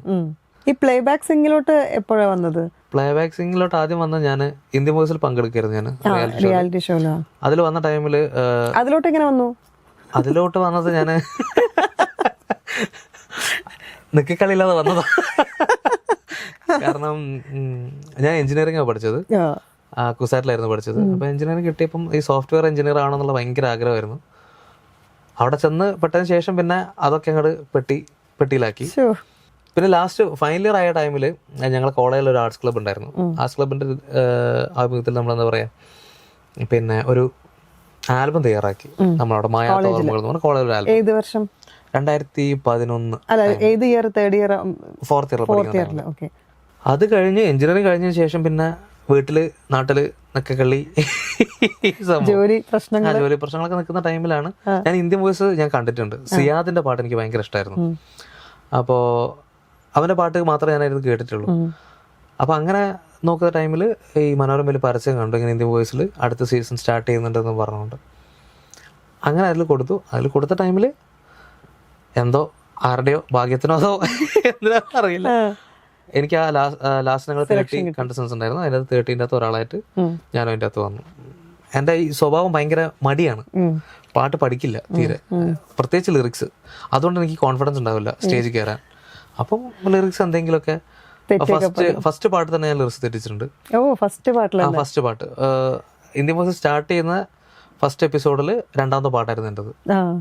അതായത് എൻ്റെ ഫസ്റ്റ് പാട്ട് ഞാൻ സൂര്യകിരീടായിരുന്നു പാടിയത്. അതും ഞാൻ വൃത്തി പഠിച്ചിട്ടൊന്നുമില്ല, എനിക്ക് തോന്നിയ പോലുള്ളൊരു ഐഡിയയിൽ പാടിയതാണ്. അതിൽ അനുപല്ലവിയില് നെഞ്ചില് പിരിശങ്കില് തീർത്ഥമെല്ലാം വാർന്നു പോയി, പിന്നെ അടുത്തത് ഇഹപരശാപം തീരാൻ എന്നാണ് വരേണ്ടത്. എനിക്ക് അവിടെ ലിറിക്സ് മാറും, ഇഹപരശാപം എന്നുള്ളത് എനിക്ക് കിട്ടിയില്ല. ഞാൻ നേരെ നിറപരശാപം തീരാൻ എന്നാണ് ഞാൻ പാടിയത്. പക്ഷെ ജഡ്ജസ് പോലും അത് മനസ്സിലായില്ല ഭാഗ്യത്തിന്. അപ്പം അങ്ങനെയാണ് എന്റെ സ്റ്റാർട്ടിങ് തന്നെ. ഫ്ലോയിൽ അങ്ങ് പോയി. അത് പാടി നിറപരശാപം കൂടെ മൊത്തൊരു എക്സ്പ്രഷനും ഇല്ല. നിറപരശാപം തീരാനമ്മേ ഭയങ്കര ഫീല്, എല്ലാത്തിനും അമ്മയ്ക്ക് അങ്ങോട്ട് ഫീൽ കൊടുത്തപ്പോ ആഹാ കൊള്ളാം. അപ്പൊ അത് കഴിഞ്ഞപ്പോഴും സുജാ ചേച്ചിയാണെങ്കിലും പറഞ്ഞതാണ്, പക്ഷെ പാടിയ ഡീറ്റെയിൽസ് ഒക്കെ വേറെ വ്യത്യാസമുണ്ട്. പക്ഷെ ടോട്ടലി കേൾക്കാൻ ഒരു ഫീൽ ഉണ്ടായിരുന്നു ഭയങ്കരമായിട്ട്. പക്ഷെ അവർക്ക് ഇത് അവർ ശ്രദ്ധിച്ചില്ലായിരുന്നു. പക്ഷെ എന്റെ കൂടെ കണ്ടസ്റ്റൻസിന് മനസ്സിലായി. അപ്പൊ അവർക്ക് മനസ്സിലായി ഇത് പിന്നെ ഞാൻ തെറ്റിച്ചിട്ടുണ്ട് എന്നുള്ളത്. ലിറിക്സ് തെറ്റിക്കുന്നതാണ് എനിക്കുള്ള മെയിൻ പ്രശ്നം വരാറ് അധികവും. അല്ലാതെ എൻ്റെ പാട്ടിൻ്റെ അകത്ത് അവർ അങ്ങനെ കുറ്റവും കാര്യങ്ങളൊന്നും ഇതുവരെ പറഞ്ഞിട്ടില്ല. ലിറിക്സ് തെറ്റിക്കുന്ന എന്താണ്, അല്ലെങ്കിൽ അതുപോലെ ഇപ്പം ഞാൻ ഒരു രാത്രി കൂടിയൊക്കെ പാടി വെറുപ്പിച്ചിട്ടുണ്ട് ഞാൻ. അത് ഈ പറഞ്ഞൊരു കഥയാണ്.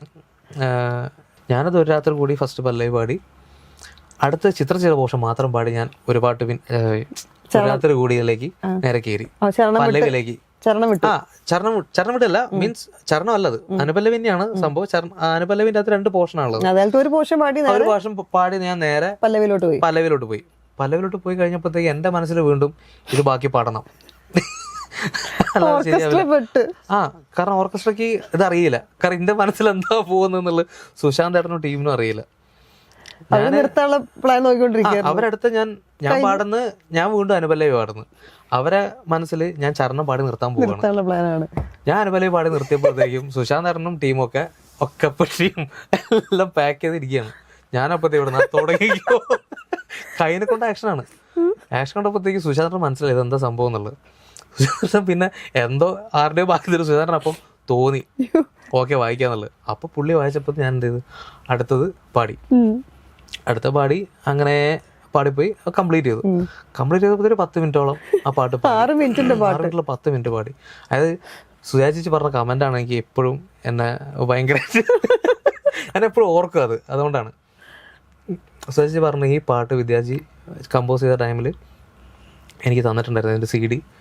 അത് ഞാൻ കേട്ടിങ്ങനെ ലൂപ്പിൽ ഇങ്ങനെ എനിക്ക് ഭയങ്കര ഇഷ്ടപ്പെട്ടു ആ പാട്ട്. എന്നിട്ട് ഞാനിങ്ങനെ ലൂപ്പിലിട്ട് ഇങ്ങനെ കേട്ടോണ്ടിരിക്കുകയായിരുന്നു ആ പാട്ട്. അങ്ങനെ ലൂപ്പിലിട്ട് കേട്ട അവസാനം എനിക്ക് തോന്നി ഇത് ഇങ്ങനെ ശരിയാവില്ല, ഞാൻ ആ CD എറിഞ്ഞ് പൊട്ടിച്ചു, ഇല്ലെങ്കിൽ ഞാൻ വീണ്ടും കേട്ടതാവുമെന്ന് കരുതിയിട്ട് ആ പാട്ട് വൈശാഖ് പാടി ബോറടിപ്പിച്ചു. അത്രയും പാടി ബോറടിപ്പിച്ചു കളഞ്ഞു എന്ന് പറഞ്ഞു.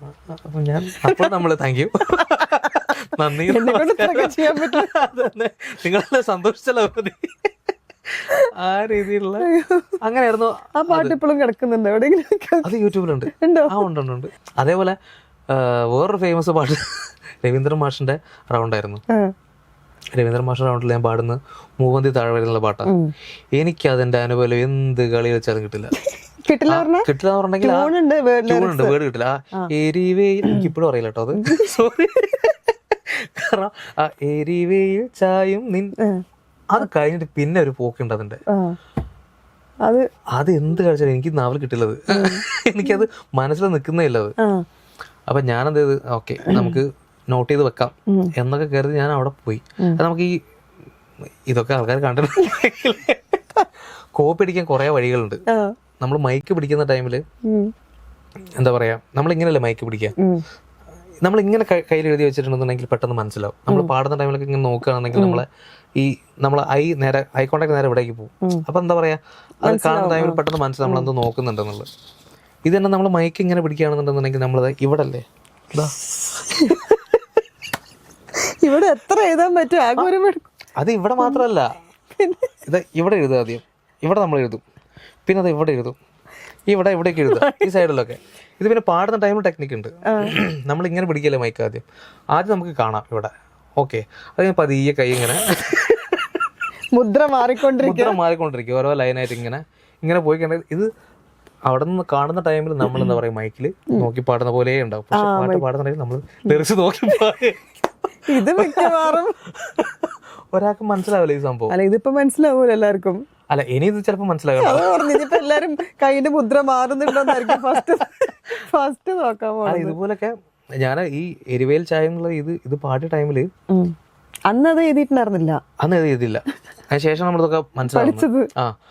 അപ്പം ഇത് പാടുന്ന ടൈമിൽ പാടി എനിക്ക് ലിറിക്സ് എന്തൊക്കെയോ ഞാൻ പാടി, എന്തോ പാടി കഴിഞ്ഞപ്പോൾ ശരത് സാർ എൻ്റെ അടുത്ത് ചോദിക്കുകയാണ്, എടാ നീ എന്തൊക്കെയാ പാടി, എരിവയും ചായും നിൻ മുറ്റത്തെ മന്ദാര കൊമ്പത്തെ മോന്തയ്ക്ക് മാന്താന്ന്. ലാസ്റ്റ് 6 മോന്തക്കിട്ടെങ്കിൽ മാന്തിയെന്ന് വെച്ച്. അങ്ങനെ തന്നെയാണോ പാടിയത്? അങ്ങനെ എന്തോന്നാ പാടിയത്, എന്തോ മന്ദാര കൊമ്പത്തൊക്കെ ഉണ്ടായില്ല. ഇനി മന്ദാര പൂ പാടിയൊന്നും എനിക്ക് അറിയാൻ പാടില്ല. ആ രീതിയിലായിരുന്നു പോയത്. അത് പോയപ്പോ പിന്നെ ലിറിക്സ് പോയാലും പിന്നെ എനിക്ക് എന്താ പറയാ, എത്ര കേട്ടാലും എനിക്ക് ഒരു കുഴപ്പമില്ല, ഞാനത് കേട്ടിരുന്നോളൂ. ജഡ്ജസിന്റെ എന്താ പറയാ മിസ്റ്റേക്ക് ആണല്ലോ, അപ്പൊ അതുകൊണ്ട് എന്ത് വന്നിട്ടുണ്ടെങ്കിൽ ഞാനവിടെ കേട്ട് ഓക്കെ താങ്ക് യു. കറക്റ്റ് ചെയ്യാനുള്ളൊരു ശ്രമവും നടത്തിയിട്ടില്ല. എനിക്ക് മടിയാണ്, ബേസിക്കലി ഭയങ്കര മടിയാണ്. പാട്ട് പഠിക്കാൻ മടിയാണ്. അപ്പൊ അങ്ങനെയുള്ള ഒരാള് പിള്ളേർക്ക് എങ്ങനെ അത് പറഞ്ഞു കൊടുക്കേണ്ടത്, ഈ പാട്ട് പഠിക്കണം എന്നൊക്കെ ഉള്ള? അതാണ് നമ്മളത് പറയാ. എനിക്ക് സത്യം പറഞ്ഞെങ്കിൽ എനിക്ക് പലപ്പോഴും എനിക്ക് തോന്നാറുണ്ട് ഇവരെന്നെ ചെരുപ്പെടുത്തടിക്കുമെന്ന്. കാരണം ഞാൻ ഒരിക്കലും ഫോളോ ചെയ്യാത്ത കാര്യങ്ങളാണ്, കൊണ്ടിട്ടുണ്ടാടി ഒരിക്കലും ഫോളോ ചെയ്യാത്ത കാര്യങ്ങളാണ് പ്രാക്ടീസ് ചെയ്യുക എന്ന് പറയുന്ന സംഭവങ്ങളൊക്കെ. പക്ഷെ നമുക്ക് അങ്ങനെ പറയാൻ പറ്റില്ലല്ലോ കുട്ടികളെടുത്ത്. ഒരിക്കലും നിങ്ങൾ പ്രാക്ടീസ് ചെയ്യരുത്, പ്രാക്ടീസ് ഒന്നും ചെയ്യേണ്ട ആവശ്യമില്ല, എന്തിനു പ്രാക്ടീസ് ചെയ്ത്, അല്ലെങ്കിൽ നിങ്ങൾ പാട്ടൊന്നും ലിറിക്സൊക്കെ വേണ്ട ആവശ്യമില്ല എന്ന് നമുക്ക് പറയാൻ പറ്റില്ലല്ലോ. അപ്പൊ അതുകൊണ്ട് എന്താ പറയാ, ഞാൻ എങ്ങനെയൊക്കെ ആയിരുന്നു വൺസ് ആയിരുന്നു. പക്ഷെ ഇപ്പൊ നിങ്ങൾ എന്താ പറയാ, ഇപ്പൊ നമുക്ക് പിന്നെ കോമ്പറ്റീഷൻ ഇല്ലല്ലോ, അതുകൊണ്ട് പിന്നെ കുഴപ്പമില്ല. ഞാൻ പറയും നിങ്ങൾ മാക്സിമം പ്രാക്ടീസ് ചെയ്യാൻ വേണം. അത് ഇല്ലാതെ നമുക്ക് എന്താ പറയുക, ഒരിക്കലും നമുക്ക് എന്താ പറയുക മുമ്പോട്ട് പോകാൻ പറ്റില്ല. ഇപ്പൊ ഇങ്ങനെ പറഞ്ഞു കൊടുത്തിട്ടും ലിറിക്സ് തെറ്റിയിട്ടുള്ള പിള്ളേരുണ്ടാവൂലേ സമയത്ത്? ആ പിന്നെ സ്റ്റേജിൽ കയറി തെറ്റിപ്പോവും. കാരണം ചില പാട്ടുകൾ നമ്മൾ ഷോർട്ട് ടൈമിലല്ലേ, പെട്ടെന്നായിരിക്കും ചിലപ്പോൾ കുട്ടികൾക്ക് കിട്ടുന്ന പാട്ട്. അപ്പം അവർക്ക് അത് പഠിച്ചൊന്ന് റെഡി ആവാനുള്ള ടൈം കിട്ടിയെന്ന് വരില്ല.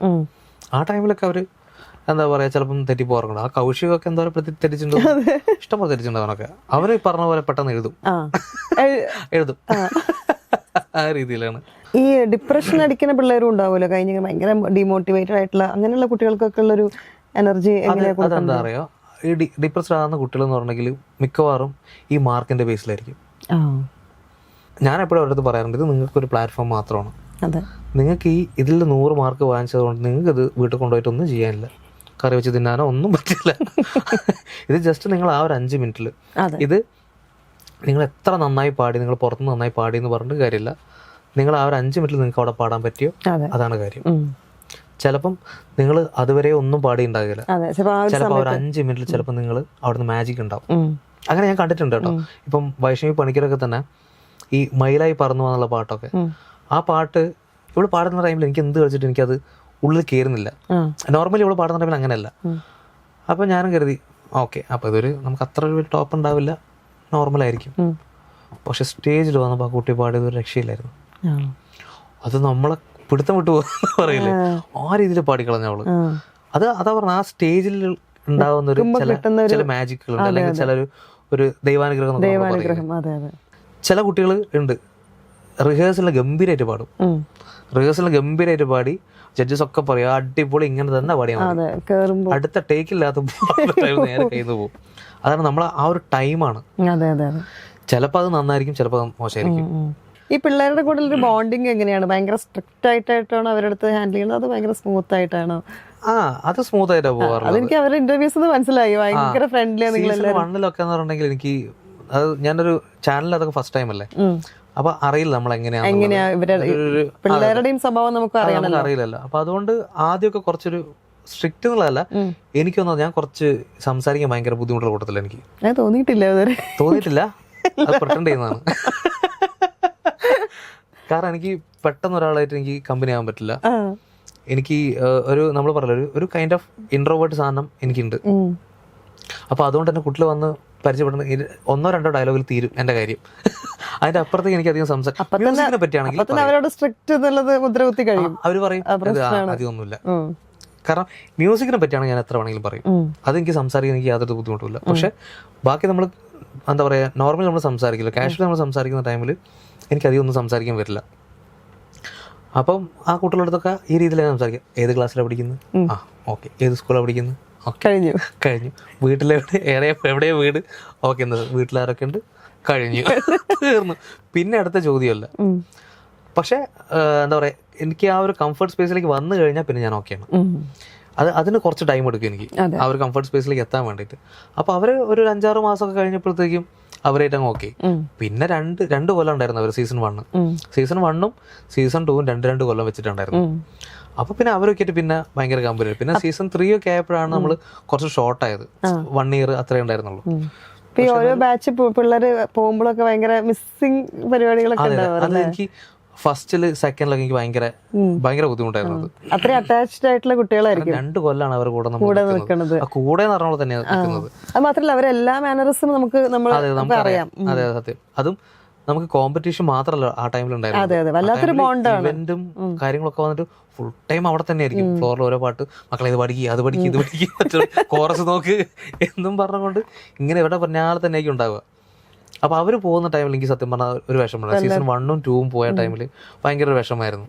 കാരണം അവരായിട്ട് ആ ഒരു രീതിയിലുള്ളൊരു കണക്ഷൻ ഉണ്ടായിരുന്നു. അത് എല്ലാ പിള്ളേരുടെ കിട്ടൂല, അത് എല്ലാ പിള്ളേർക്കും ഇല്ല കേട്ടോ. അതുകൊണ്ട് സീസൺ 1 2 ആണെങ്കിലും എല്ലാ കുട്ടികളായിട്ടൊന്നുള്ളതല്ല, ചില കുട്ടികളായിട്ട് നമുക്കൊരു കണക്ഷൻ, അത് ഭയങ്കരമായിട്ടുള്ളൊരു രസമാണത്. അപ്പോൾ അത് കഴിഞ്ഞിട്ട് ഇപ്പം സീസൺ 3 ആണെങ്കിലും 4 ആണെന്നുണ്ടെങ്കിലും ഇതുവരെയുള്ള സീസൺ ആണെന്നുണ്ടെങ്കിലും ചില കുട്ടികളുണ്ട്. പക്ഷെ എന്നാൽ ആ കുട്ടികളുടെ അത്ര വൈഡായിട്ട് ഇതിലില്ല, കുറച്ച് കുട്ടികൾ മാത്രമേ ഉണ്ടാവും. ചില കുട്ടികളൊക്കെ എന്ന് പറഞ്ഞിട്ടുണ്ടെങ്കിൽ ഈ ഷോ കണ്ടു വന്നിട്ടുള്ള ആ രീതിയിൽ തന്നെ ആദ്യമായി പോകുന്നുണ്ട്. അങ്ങനെയൊക്കെ. അല്ല, ഭക്ഷണ കാര്യത്തിലൊക്കെ അവരെ ഹെൽപ്പ് ചെയ്യാറുണ്ടോ? ഇന്നത് കഴിക്കണം അല്ലെങ്കിൽ അത് കഴിക്കരുത്? ഞാൻ പറയാറില്ല. ഇല്ല അല്ലേ? ഇല്ല, ഞാൻ എന്ത് വേണമെങ്കിലും കഴിച്ചോളാം പറയാറില്ല. ഞാൻ അവരത് പറയുന്നൊരു കാര്യമുണ്ട്. നമ്മൾ എന്താ പറയാ, കുറച്ചുകൂടി നമ്മൾ ഇത് പറയില്ലേ, എല്ലാ രീതിയിലും ഏത് പരിസ്ഥിതിയിലും നമ്മൾ അഡ്ജസ്റ്റ് ചെയ്യാൻ വേണ്ടിയിട്ട് നമ്മൾ തയ്യാറാവണം. അതെ, അത് നമ്മൾ ഏതെങ്കിലും ഒരു കാര്യം നമുക്ക് എന്താ തൈര് കഴിക്കാൻ പാടില്ല, അല്ലെങ്കിൽ ഇത് കഴിക്കാൻ പാടില്ല, തണുത്ത വെള്ളം കുടിക്കാൻ പാടില്ല എന്നുള്ള രീതിയിൽ നമ്മൾ പോയി കഴിഞ്ഞാൽ ഭയങ്കര ബുദ്ധിമുട്ടായിരിക്കും. എസ്പെഷ്യലി പുറത്ത് യാത്ര ചെയ്യുമ്പോഴൊക്കെ. അതെ, ഭയങ്കര ബുദ്ധിമുട്ടായിരിക്കും അത്. അപ്പം ഞാൻ അടുത്ത് ഇതും ഞാൻ പറയാറുണ്ട്. ഞാൻ പറയും, ഞാൻ ഇതെല്ലാം കഴിക്കുന്ന കൂട്ടത്തില്ല. ഞാൻ തൈര് നന്നായിട്ട് കൂട്ടും, അച്ചാർ നല്ല, എനിക്ക് എരിവ് എന്ന് പറഞ്ഞാൽ എനിക്ക് നല്ല എരിവ് വേണം, പുളി എന്ന് പറഞ്ഞാൽ നല്ല പുളി. ഐസ്ക്രീം എനിക്ക് വേണ്ട, എനിക്ക് ഇഷ്ടമല്ല. പക്ഷെ വെള്ളമാണെങ്കിൽ തണുത്ത വെള്ളം, നല്ല തണുത്ത വെള്ളം കുടിക്കാൻ എനിക്ക് ഭയങ്കര ഇഷ്ടമാണ്. ഇനി ചൂടുവെള്ളമാണെങ്കിൽ നല്ല ചൂടുവെള്ളം, ഇതിന്റെ ഇടയിലുള്ള ഇതില്ല. പക്ഷെ എന്താ പ്രശ്നം, കുട്ടികൾ വരണ വഴിക്ക് വീട്ടിൽ നിന്ന് പഠിച്ചൊരു ശീലം ഉണ്ടാവും. അതെ അതെ അതെ, അത് പ്രശ്നമാണ്. പെട്ടെന്ന് തണുത്ത വെള്ളമൊക്കെ നമ്മൾ അല്ലെങ്കിൽ മാറി കഴിക്കുമ്പോൾ അവരെന്താണോ ശീലിച്ചത് അത് അങ്ങനെ തന്നെ പോയാൽ മതി. അത് നമ്മൾ കൂടുതലായിട്ട് എന്താ പറയാ, അതിന്റെ അകത്ത് കോൺഷ്യസ് ആയിട്ട് നമ്മൾ അത് ചെയ്യാൻ പാടില്ല, ഇത് ചെയ്യാൻ അതിലൊന്നൊരു കാര്യം അല്ലേ ഉണ്ടോ, ഇത് നമ്മൾ ചിന്തിക്കുന്ന ടൈമിലാണ്. ഇപ്പം ഞാനിപ്പം തണുത്ത വെള്ളം കുടിക്കുന്ന ടൈമിൽ കുറച്ച് കഴിയുമ്പോൾ എനിക്കൊരു ചുമ വന്നാൽ പോലും തണുത്ത വെള്ളം കുടിച്ചത് കൊണ്ടാണോ എന്ന് ഞാൻ ചിന്തിക്കുന്നില്ല. മൈൻഡ് എവിടെ വർക്കായി എന്ന് ഞാൻ ചിന്തിക്കുന്നില്ല. ഞാനിപ്പം ഭയങ്കര കാര്യത്തിൽ എന്താ പറയാ, പ്രിട്ടൻഡ് ചെയ്യാണ്, ഇത് തണുത്ത വെള്ളം കുടിച്ചാൽ കുഴപ്പമൊന്നുമില്ല എന്നും പറഞ്ഞുകൊണ്ട് ഞാൻ കുടിച്ചാൽ പിന്നെ അങ്ങനെയാണ് കുടിച്ചു കഴിഞ്ഞാൽ കുറച്ച് കഴിയുമ്പോൾ ചുമക്കുമ്പോഴത്തേക്കും ആ രീതിയിൽ ചിന്തിച്ചു കഴിഞ്ഞാൽ കാര്യമില്ല. നിങ്ങൾ കുടിക്കുന്നുണ്ടെങ്കിൽ ധൈര്യമായിട്ട് കുടിക്കുക. ഇപ്പൊ ഈ ഫീലിന്റെ കാര്യം പറഞ്ഞല്ലോ, ചില കുട്ടികളെ ഞാൻ കേട്ടിട്ടുണ്ട് പറയണത് ഒരുപാട് സിനിമകൾ കാണുന്നു ഈ അതുണ്ട്, ഫീൽ വരാൻ വേണ്ടിട്ട്. രാത്രി ഇരുന്ന് ഏത് പാട്ടാണ് അവര് പാടുന്നത് ആ പാട്ടിന്റെ ആ ഫിലിം അതിരുന്ന് കാണും. എന്നിട്ട് ആ ടോട്ടൽ ആ ഒരു ഇമോഷൻ എന്താണെന്നുള്ളത് മനസ്സിലാക്കാൻ വേണ്ടിയിട്ട് അവർ കാണുന്ന, അതൊന്നും ഞങ്ങൾ പറയുന്നതല്ല കേട്ടോ, അത് അവർ തന്നെ സ്വന്തമായിട്ട് അവരുടെ പാരന്റ്സ് പറയുന്നതായിരിക്കും ആ സിനിമ കാണാൻ വേണ്ടിയിട്ട്. കൂടുതലും പഴയ പാട്ടുകൾ അവർ ചൂസ് ചെയ്ത് കൊണ്ടുവരുന്നല്ലേ ദേവരാജ മാസ്റ്ററും, അല്ലെങ്കിൽ അതിന് മെയിൻ സ്റ്റഡി മെറ്റീരിയൽസ് ആണ് അതൊക്കെ. ഇതിൽ നിന്ന് നമുക്ക് പഠിക്കാനുള്ള കുറെ കാര്യങ്ങൾ, ഇത് നിങ്ങൾ വൺസ് നിങ്ങളൊന്ന് ഇതുമായിട്ടൊന്ന് എന്താ പറയാ ഒന്ന് യൂസ്ഡ് ആയി കഴിഞ്ഞാൽ, അല്ലെങ്കിൽ ഇതുമായിട്ട് നിങ്ങളൊന്ന് പ്രാക്ടീസ്ഡ് ആയി കഴിഞ്ഞാൽ നിങ്ങൾക്ക് ഏതും പാടാം. ഇപ്പൊ പാട്ട് പഠിക്കുന്ന കുട്ടികളോട് പറയാനുള്ളത് കുറെ പഴയ പാട്ടുകൾ കേട്ടുകൊണ്ടിരിക്കുക, അത് കേട്ട് പഠിക്കണം. അത് ഇപ്പൊ ഈ കുട്ടികൾ മാത്രല്ലാണ്ട് ഇപ്പൊ ഈ ഒരു ഷോയില് ജഡ്ജസ് ആയിട്ടും ഭയങ്കരമായിട്ടുള്ള കണക്ഷൻസ് ഉണ്ടാവുമല്ലോ അല്ലെ? ഒരുപാട് ജഡ്ജസിനെ കാണാനും അവരുടെ കൂടെ എം ജി സാർ ഉണ്ടായിരുന്നു, എം ജയേന്ദ്രൻ സാറും സീസൺ 1 2 ഉണ്ടായിരുന്നു, അനുരാധ മാഡം, അല്ലെങ്കിൽ മധുചേട്ടൻ, ബിന്നി മാം, ഇവരൊക്കെ സിത്താർ ചേച്ചി, ഇവരൊക്കെ ഉണ്ടായിരുന്ന ടൈമിലൊക്കെ എന്താ പറയാ, മൃദുല ചേച്ചി ഉണ്ടായിരുന്നു. നമുക്കുള്ള മെയിൻ സന്തോഷം എന്ന് പറഞ്ഞിട്ടുണ്ടെങ്കിൽ ഇവർക്കത് നമ്മൾ എടുക്കുന്ന എഫേർട്ട് ഇവർക്ക് മനസ്സിലാക്കുക എന്ന് പറയുന്ന ടൈമിലുള്ള ഒരു സന്തോഷമാണ്. ഇപ്പം എം ജെ സാർക്ക് ഞങ്ങളടുത്ത് പറഞ്ഞിട്ടുണ്ട്, അതായത് നിങ്ങളുടെ ഉള്ളിലുള്ള സോളാണ് കുട്ടികളോട് വരുന്നതെന്ന് പറയുന്ന ടൈമിൽ കുട്ടീനെ ഫസ്റ്റ് സ്റ്റേജ് മുതൽ കാണുമല്ലേ, അവർക്ക് ആ ചേഞ്ചസ് അവർക്ക് മനസ്സിലാവും. അതെ അതെ അതെ അതെ. അപ്പൊ നമുക്കത് ഭയങ്കര ഒരു അംഗീകാരം കിട്ടിയ പോലെയാണ്. അതൊക്കെ അതൊക്കെ ഭയങ്കര സന്തോഷമാണ്. എപ്പോഴും മധുചേട്ടനുള്ള സ്റ്റേജ് ഒക്കെ ഭയങ്കര ഫണ്ണായിരിക്കും അല്ലേ? മിനിറ്റിന് പുള്ളി ഓരോ പുതിയ എന്തെങ്കിലുമൊക്കെ ഉണ്ടാവും, ചിരിക്കാനുള്ള എന്തെങ്കിലും സംഭവം ഉണ്ടാവും. മധുചേട്ടൻ അവിടെ മാക്സിമം ഫണ്ണാക്കും. മധുചേട്ടൻ അവിടെ മധുചേട്ടനെയും എം ജി സാറൊക്കെ ഉണ്ടെന്നുണ്ടെങ്കിൽ അവർ തമ്മിൽ ഒരു ഗിവ് ആൻഡ് ടേക്ക് ആ ഒരു സംഭവം. പിന്നെ റിമി ചേച്ചി ഉണ്ടെന്നുണ്ടെങ്കിലും ഭയങ്കര രസമാണ്. ഇവരെ കൂടെ പാടാനും സ്റ്റേജ് കിട്ടാറുണ്ടോ? ഞാൻ എം ജി സാറിന്റെ കൂടെ ചെയ്തിട്ടുണ്ട്, മധുചേട്ടന്റെ കൂടെ ചെയ്തിട്ടുണ്ട്, റിമി ചേച്ചിയുടെ കൂടെ ചെയ്തിട്ടില്ല, ബാക്കിയുള്ള ചെയ്തിട്ടില്ല. നമുക്കിനി സിനിമ പ്ലേ ബാക്ക് സിംഗിങ്ങിലോട്ട് വീണ്ടും ഇടയ്ക്ക് വന്നിട്ട് നമ്മൾ ഇടയ്ക്ക് ഒന്ന് സ്കിപ്പായി പോയി വീണ്ടും ഗ്രൂമിങ്ങിലോട്ട് വന്നു. ഏതൊക്കെ പാട്ടുകളാണ് പാടിയത്? ഞാന് ഒന്ന് ശങ്കർ ശർമ്മയുടെ അവരുടെ രാവുകൾ എന്ന് പറഞ്ഞ മൂവിയിലെ ഏതേതോ സ്വപ്നമുള്ളൊരു പാട്ട് പാടിയിട്ടുണ്ടായിരുന്നു. അവരുടെ രാവുകൾ അവളുടെ അല്ല, രാഗേന്ദ്ര കിരണത്തിലേക്ക് പോയോ? പോയി. ഇപ്പൊ അവരുടെ പാട്ടോ. അപ്പോൾ അതിലൊരു ഏതേതോ സ്വപ്നമുള്ളൊരു പാട്ട് ഞാൻ പാടിയിട്ടുണ്ട്. പിന്നെ ശങ്കറിന്റെ തന്നെ അത് റിയാലിറ്റി ഷോ കഴിഞ്ഞിട്ട് വന്നതാണ്. റിയാലിറ്റി ഷോ കഴിഞ്ഞ ശേഷം ആ സമയത്ത് ഞാൻ വന്നത്. അതെ, ഇത് 2017 ഞാൻ ഏതേതോ സ്വപ്നമൊക്കെ പാടുന്നത്. പിന്നെ അതിനുശേഷം നമ്മളെ 4 എന്ന് പറഞ്ഞൊരു 4 years എന്ന് പറഞ്ഞ മൂവി ഉണ്ടായിരുന്നു. സർജാന കാരതിമ്പന്റെ പ്രിയവാരൊക്കെ, അതും ശങ്കർ ശർമ്മ തന്നെയാണ് മ്യൂസിക് ചെയ്തത്. Hit song. അതെ, അത് മറ്റേ ആ പാട്ടുണ്ട്. അതിനകത്തുള്ള ഒരു കാലം എന്നൊരു പാട്ടാണ്, അതാ ഞാൻ പാടിയത്. ആ പാട്ടായിരുന്നു. പക്ഷെ അതിനകത്തുള്ള എല്ലാ ട്രാക്കും ഞാൻ പാടിയിട്ടുണ്ട്. ആ ശങ്കറിന്റെ ആ ഒരു ഫിലിമിനകത്തുള്ള എല്ലാ ട്രാക്കും പാടിയിരിക്കുന്നത് ഞാനായിരുന്നു. പിന്നെ ഞാൻ പാടിയിട്ടുള്ളത് രാഹുൽ സാറിന് വേണ്ടി പാടിയിട്ടുണ്ട്. രാഹുൽ സാറിന്റെ ഈ എന്ന് പറഞ്ഞ മൂവിയിൽ ഒരു പാട്ട് പാടിയിട്ടുണ്ട്. പിന്നെ അതേപോലെ നമ്മളെ കോലുമുട്ട എന്ന് പറഞ്ഞ മീനാക്ഷിയുടെ ഒക്കെ പടത്തിൽ അതിലൊരു പാട്ട് പാടിയിട്ടുണ്ട്. അതിൽ ഞാനുണ്ട്, വേറൊരു വൈശാഖുണ്ട്. ഞങ്ങൾ ഇന്ത്യൻ വോയിസിൽ ഉണ്ടായിരുന്ന ശ്രീരാജ് എന്ന് പറഞ്ഞൊരു സിംഗർ ഉണ്ട്. അവനാണ് അതിന്റെ മ്യൂസിക് ചെയ്തത്. അതിൽ പാടിയിട്ടുണ്ട്. അങ്ങനെ കുറച്ച് പാട്ടുകൾ, ഡിവോഷണൽ സോങ്സ്, ആൽബം സോങ്സ് പാടിയിട്ടുണ്ട്. കവർ സോങ്സ് പാടിയിട്ടുണ്ടോ? കവർ സോങ്സ് ഞാനിങ്ങനെ ഇൻസ്റ്റയിൽ ഇങ്ങനെ വളരെ കുറവാണ്. ഞാൻ പറഞ്ഞല്ലോ, മടിയുടെ ചെറിയൊരു ഇതുള്ളത് കൊണ്ട് വളരെ കുറവാണ് ഇടുന്നതൊക്കെ. പിന്നെ കവർ സോങ്സ് വേറെ യൂട്യൂബിലൊക്കെ ചെയ്ത് കണ്ടായിരുന്നു. പക്ഷെ അത് അധികം ചിലതൊക്കെ ഇപ്പം യൂട്യൂബിൽ നിന്ന് പോയി അങ്ങനെയൊക്കെ. അത് പണ്ട് ചെയ്തത്. ഏറ്റവും കൂടുതൽ കേൾക്കണത് പഴയ പാട്ട് തന്നെയാണോ? അത് എല്ലാ പാട്ടും ഞാൻ എല്ലാ പാട്ടും കേൾക്കും. പഴയ പാട്ടിനോട് എനിക്ക് കുറച്ചുകൂടി എന്താ പറയാ, ഒരു കണക്ഷൻ കൂടുതലാണ്. ഞാൻ എപ്പോഴും അതിൻ്റെ അകത്ത് എന്തെങ്കിലുമൊക്കെ ഉണ്ടാവും എന്നുള്ളൊരു സംഭവമല്ലേ, പഠിക്കാൻ കുറെ സംഭവങ്ങൾ ഉണ്ടാവും എന്നുള്ളൊരു ആ ഒരു കാഴ്ചയിലാണ് ഞാൻ എപ്പോഴും ഈ പഴയ പാട്ടുകൾ ഞാൻ കാണാറുള്ളത്. അത് ബാബുക്കേടതാണെന്നുണ്ടെങ്കിലും ദക്ഷിണാമൂർത്തി സ്വാമിയുടെ ഒക്കെ കണ്ടമാനം ഉണ്ടാവും. നമുക്കെന്താ പറയാ, ഇപ്പൊ ഒരു എക്സാമ്പിൾ പറയുകയാണെന്നുണ്ടെങ്കിൽ നമ്മളെ ഈ ചിത്രശീല പാടുകളുടെ പാട്ടുണ്ട്. അതില് ചരണത്തില് നീയാം ഗായികത്തം നവരാത്രി മണ്ഡപത്തിൽ നിന്റെ രതി സുഖസാരേ, ഇത് ദാസാറ പാടുന്ന ടൈമിൽ ഇങ്ങനെ നൂല് പോലെ പോകും. ആ സാരേ അതിന് ശേഷം വരുന്നൊരു പോർഷൻ ഉണ്ട്. അതില് നിന്റെ രതി സുഖസാരേ കേട്ടിട്ടെന്റെ മനസ്സിളകി, ഇത്ര നമ്മൾ കേൾക്കും. പക്ഷെ അതിന്റെ ഉള്ളിലൊരു സംഭവം ഉണ്ട്. അതായത് കേൾക്കുന്ന ടൈമില് കേട്ടിട്ടെന്റെ മനസ്സിളകി, ഇതൊരു കഥ പോലെ ഒന്ന് നോക്കി. അതായത് നിന്റെ രതി സുഖസാരേ കേട്ടിട്ടെന്റെ മനസ്സിളകി, ആ ഒരു രീതിയിലൊന്ന് നോക്കിയതിന്. ആ കേട്ടു എന്നൊക്കെ പറയുമ്പോ കേട്ടിട്ടെന്റെ മനസ്സിളകി എന്നും പറഞ്ഞുകൊണ്ടൊരു സംഭവം ഉണ്ടായിട്ട് അത് ആ ട്യൂണിന്റെ അകത്ത് ഇരിക്കുന്നതാണ്. ഇത് നമുക്ക് മനസ്സിലാവണമെന്നുണ്ടെങ്കിൽ ദാസാർ അത് രീതിയിൽ പാടി വെച്ചാൽ കൊണ്ടാട്ടോ. ഇല്ലെങ്കിൽ ഇതിപ്പോ നമ്മൾ സ്ലോ ആക്കി ഇത് പാടുന്നുണ്ടെങ്കിൽ നമുക്ക് കുറച്ചുകൂടി എന്താ പറയാ, ആൾക്കാരിലേക്ക് ഇത് എത്തിക്കാൻ സുഖമാണ്. ഓൾഡ് ഈസ് ഗോൾഡ് എന്ന് പറഞ്ഞ പോലെ പണ്ടത്തെ പാട്ടുകൾ നമ്മൾ എത്ര കേട്ടു. അവിടുന്ന് ഇങ്ങോട്ട് വരുന്ന ടൈമിലാണെങ്കിലും ജോൺസൺ മാഷ്, രവീന്ദ്രൻ മാഷ്, അവരുടെ പാട്ടുകളും ഈ പറഞ്ഞ പോലെ ഗംഭീരമാണ്. അതിലും നമുക്ക് പഠിക്കാൻ കുറേ ഉണ്ട്. രവീന്ദ്രൻ മാഷാണെങ്കിലും പിന്നെ ജോൺസൺ മാഷിൻ്റെ ആണെന്നുണ്ടെങ്കിലും. അത് കഴിഞ്ഞ് അടുത്ത ഇതിലേക്ക് വരുമ്പോഴാണ് ഇപ്പം ജോൺസൺ മാഷിന്റെ ടൈമിൽ തന്നെയാണ് MG രാധാകൃഷ്ണൻ സാറ്, ഔസേബൻ സാറ്, ഇവരുടെയൊക്കെ പാട്ടുകൾ. അത് കഴിഞ്ഞ് വരുമ്പോഴത്തേക്കാണെങ്കിൽ നമ്മളെ വിദ്യാജിയുടെ പാട്ടുകൾ, അല്ലെങ്കിൽ M ജയേന്ദ്രൻ സാറിന്റെ പാട്ടുകൾ, അങ്ങനെ ഒരു നിര. നമുക്കെന്താ പറയാ, ഇതൊക്കെ എനിക്ക് എപ്പോഴും തോന്നിയിട്ടുണ്ട് ഒരു ട്രാവൽ ഇങ്ങനെ പോകുന്ന പോലെ. ഇതിന്റെ ഇത് നമ്മളെ ഒരു സ്റ്റാർട്ടിങ് ആയിട്ട് ഒരു സ്റ്റാർട്ടിങ് പോയിന്റ് ആണ് ഈ ദേവരാജ മാഷും രാഘവ മാഷും അതൊക്കെ. അവരൊക്കെ അവിടെ നിന്ന് ഒരു ട്രെയിനിൽ നമ്മളിങ്ങനെ യാത്ര ചെയ്ത് ഇപ്പൊ ഇങ്ങനെ പോയിക്കൊണ്ടിരിക്കുന്നു. ആ ഒരു ട്രാൻസ്ഫോർമേഷൻ ഭയങ്കര രസമാണ്. അതെ, ഇപ്പോഴത്തെ പാട്ടുകളും ഇപ്പോഴത്തെ കാലഘട്ടത്തിലെ കുട്ടികൾ ഭയങ്കരമായിട്ട് എൻജോയ് ചെയ്യുന്നുണ്ട്. മലയാളം മിക്സ് ആയിട്ടുള്ള പാട്ടുകളാണെങ്കിൽ കൂടിയിട്ട് അത് ഇപ്പോഴത്തെ കുട്ടികൾക്ക് അത് വേണം, അതും വേണം. ഇതൊക്കെ എല്ലാം മ്യൂസിക്കാണ്. നമ്മൾ പറയട്ടെ, എന്റെയൊക്കെ ചെറുപ്പത്തിൽ ലജ്ജാവതി ഇറങ്ങിയ ടൈമിൽ എല്ലാവരും എന്നെ ഭയങ്കര എതിരായിട്ട് പറഞ്ഞിട്ടുണ്ടായിരുന്നു. പക്ഷെ നമ്മളൊക്കെ തുള്ളിയതാണ് അതിന്. ഇതിന്റെ പ്ലസ് പറയുന്ന ആൾക്കാരുണ്ട്, മൈനസ് പറയുന്ന ആൾക്കാരുണ്ട്. ഇതിന്റെ അൾട്ടിമേറ്റ് എന്ന് പറഞ്ഞാൽ നിങ്ങൾ എൻജോയ് ചെയ്യുന്ന ഒരു പാട്ട് എന്നുള്ളതാണ്.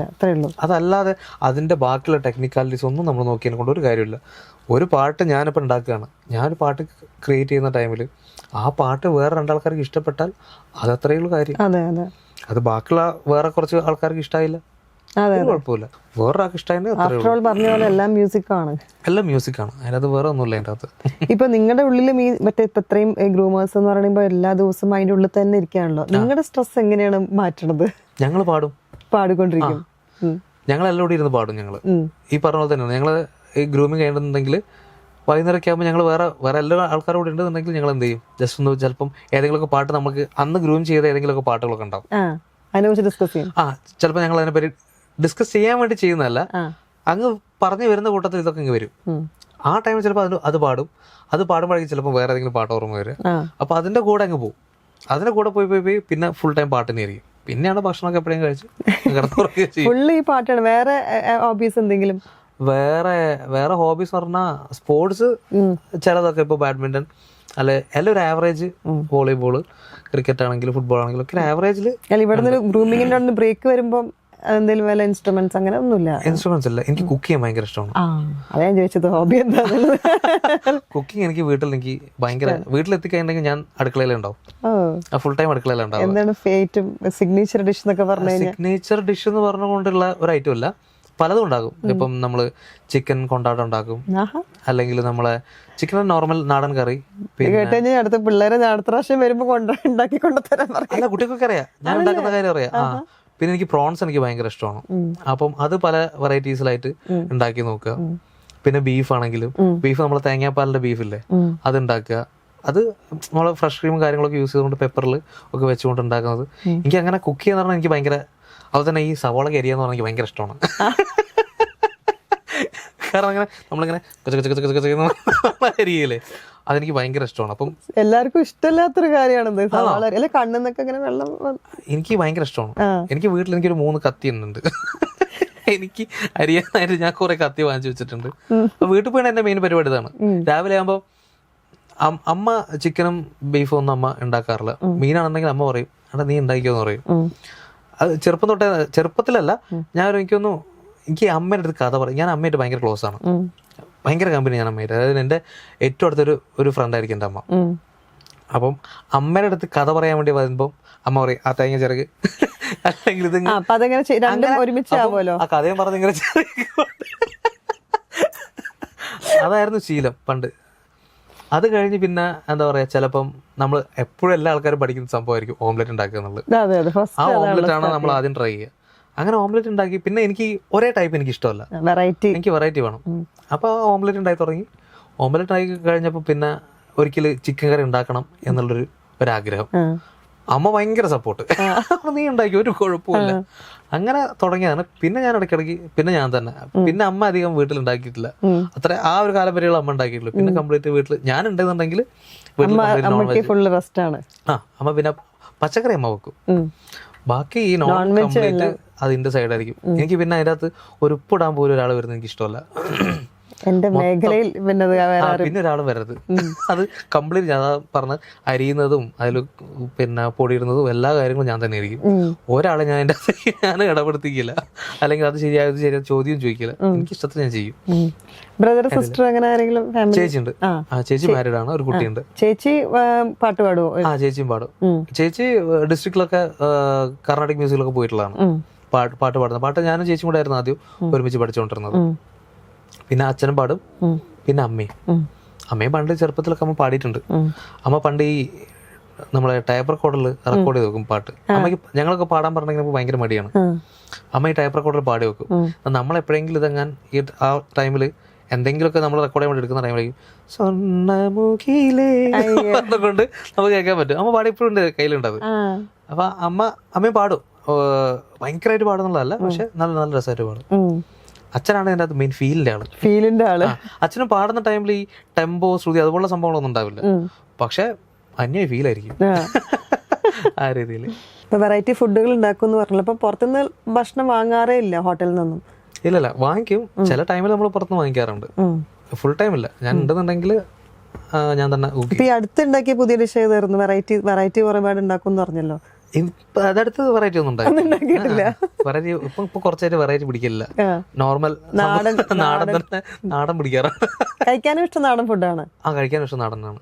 എനിക്ക് എല്ലാ തരം ഫുഡും എനിക്ക് എന്താ പറയാ, എനിക്കത് എന്തും എനിക്ക് കൊള്ളണം. എനിക്ക് ആ ടേസ്റ്റ് എനിക്ക് കിട്ടണം. ഒരു നമ്മൾ പറയില്ല, ഞാൻ അമ്മയുടെ അടുത്ത് എപ്പോഴും പറയും, അമ്മേ കഴിക്കുന്ന ടൈമിൽ എനിക്ക് ആ വികാരം കിട്ടണം.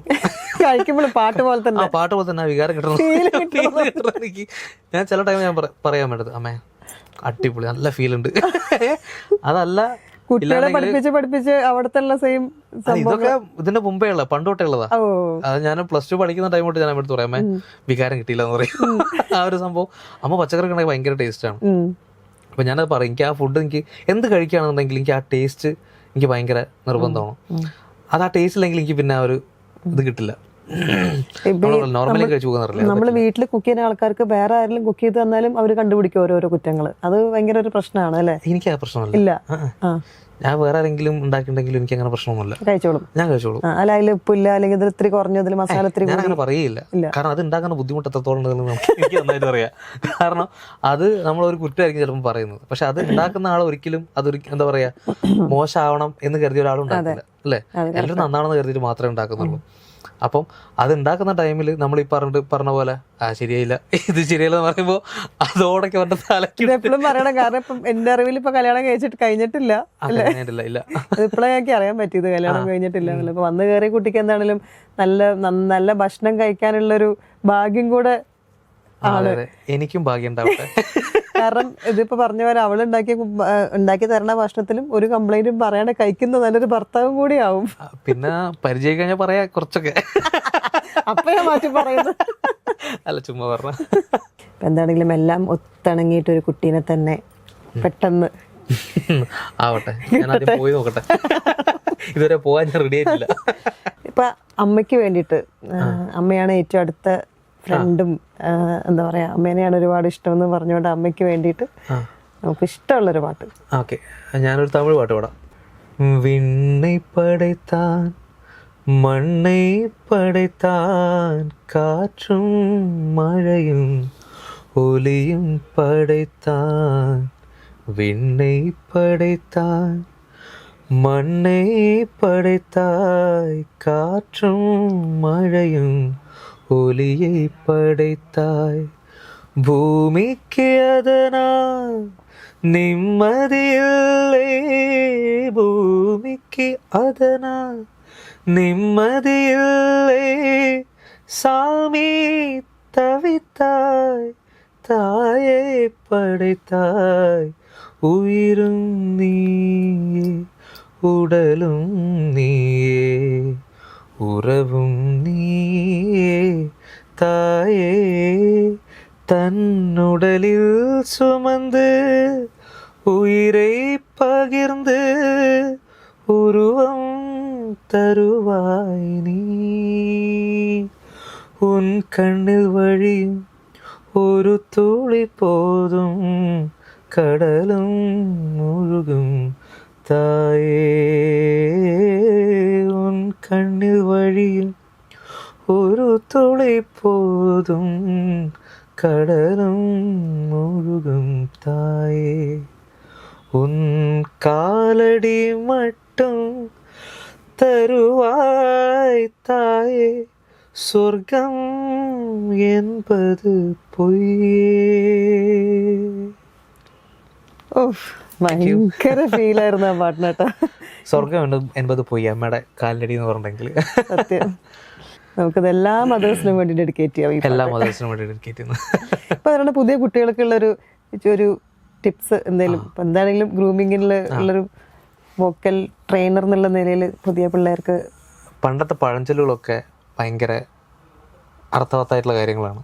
നമ്മൾ പറയല്ലേ വിതച്ചതേ കൊയ്യൂ എന്ന് പറയല്ലേ, അതാണ് എനിക്ക് പറയാനുള്ളത്. നമുക്ക് ചെയ്യാനുള്ള കാര്യങ്ങൾ നമ്മളൊന്നും ചെയ്യാതെ നമുക്ക് കിട്ടാനുള്ള മാർക്ക് കംപ്ലീറ്റ് കിട്ടണം. അല്ലെങ്കിൽ നമുക്ക് നല്ല എന്താ പറയുക ബാക്കിയുള്ള എവിടെ പോയി പാടണം, ഇവിടെ നിന്ന് കിട്ടണം, ആ സംഭവം ഇല്ലാതിരിക്കുക. നിങ്ങൾ വർക്ക് ചെയ്തിട്ടുണ്ടെങ്കിൽ ഇന്നല്ലെങ്കിൽ നാളെ നിങ്ങൾക്ക് അതിൻ്റെ റിസൾട്ട് കിട്ടും. നമുക്കെന്താ പറയുക, നമുക്ക് ഇപ്പോഴത്തെ കാലഘട്ടത്തിൻ്റെ പ്രശ്നമെന്ന് എനിക്ക് തോന്നുന്നത്. കാരണം എല്ലാം നമുക്ക് ക്യാപ്സ്യൂൾ രൂപത്തിൽ നമുക്ക് മതി, പെട്ടെന്ന് നടക്കണം. അതെ, ഇപ്പം നമ്മൾ പറഞ്ഞു, ഇപ്പം നമ്മൾ മാവാണെങ്കിൽ തന്നെ ഇപ്പം 2 ദിവസം കൊണ്ട് കായ്ക്കുന്ന മാവ് വേണം നമുക്ക് അല്ലേ? അതേപോലെ നമുക്ക് പാട്ടാണെന്നുണ്ടെങ്കിലും ഇത് നമ്മളൊരു എന്താ പറയുക ഒരാളെടുത്ത് പോയി പാട്ട് പഠിച്ചതെന്ന് കരുതിയതിനെ കൊണ്ട് നമുക്ക് പാട്ട് ഭയങ്കരമായിട്ട് പാടാൻ പറ്റില്ല. അതിന് നിങ്ങളെടുക്കുന്ന എഫേർട്ട് ഉണ്ടാവും, നിങ്ങൾക്കൊരു കഴിവുണ്ട്. അത് നമ്മൾ ആദ്യം മനസ്സിലാക്കേണ്ട ഒരു കാര്യം, നിങ്ങളുടെ കഴിവ് എത്രത്തോളം ഉണ്ടെന്നുള്ളത് നിങ്ങൾ മനസ്സിലാക്കണം. എല്ലാ ഇൻഡിവിജ്വൽസും ഡിഫറെൻ്റ് ആണ്. സോ ഓരോ ആൾക്കാരും എഫേർട്ട് എത്രത്തോളം ഇടുന്നു അല്ലെങ്കിൽ അതിനുള്ള ഹാർഡ് വർക്ക് എത്രത്തോളം ചെയ്യുന്നു അതിൻ്റെ കിട്ടും. ആവശ്യമില്ലാത്ത പ്രോത്സാഹനങ്ങൾ കൊടുക്കാതിരിക്കുക, അനാവശ്യമായ പ്രോത്സാഹനങ്ങൾ. അത് നമ്മൾ കരുതും ഒരു പക്ഷേ അവരെ നന്നാക്കുകയാണ് ചെയ്യാന്ന് കരുതും, പക്ഷെ നിങ്ങൾ അതിനെ നേരെ താഴോട്ടേക്ക് കൊണ്ടുപോകാതെ. ഇപ്പം ഞാൻ പറഞ്ഞില്ല, ഒരു കുട്ടി പാട്ട് പാടുന്ന ഒരു ആവറേജ് ലെവലിൽ പാടുന്നതാണ്. നമ്മൾ പോയിട്ട് ആ കുട്ടീനെ ഭയങ്കരമായിട്ട് അങ്ങോട്ട് നീ അല്ലാതെ വേറൊരാളില്ല ഈ ലോകത്ത് പാടാൻ എന്ന് പറഞ്ഞു കഴിഞ്ഞാൽ അവൻ്റെ ചിന്തയിൽ എന്തായിരിക്കും, ഓക്കെ ഞാൻ സൂപ്പറാണെന്നുള്ള ചിന്തയാണ് അവൻ്റെ ആദ്യം തൊട്ടേ വരിക. അതെ.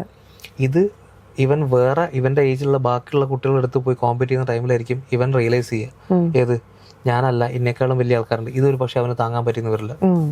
അപ്പം അവൻ്റെ അടുത്ത് പറയേണ്ട കുട്ടിയായിരിക്കുന്ന ടൈമിൽ തന്നെ അവൻ എന്താണ് ഏതാണുള്ള അവനെ നല്ല രീതിയിൽ പറഞ്ഞ് മനസ്സിലാക്കുക. അവനാണെങ്കിലും ബോയ് ഓർ ഗേൾ ആരായിട്ടുണ്ടെങ്കിലും ഓവറായിട്ട് നമ്മളൊന്നിനെയും നല്ല ചെയ്ത് നല്ലതെന്ന് പറയാം, നല്ലതായിട്ടുണ്ട് തന്നെ പറയാൻ വേണം. പക്ഷെ ഒന്നിനെ ഓവറാക്കാതിരിക്കുക. ഓവറാക്കി പറഞ്ഞെങ്കിൽ അത് അവരെ നമ്മൾ പാരൻസ് ആണെങ്കിലും ആരാണെങ്കിലും എന്താണോ കരുതുന്നത് അവർ ഭയങ്കരമായിട്ട് അവർ വരും എന്നാണ് കരുതുന്നതെങ്കിൽ അത് നേരെ തിരിച്ചാണ് അവരെ എഫക്റ്റ് ചെയ്യുക.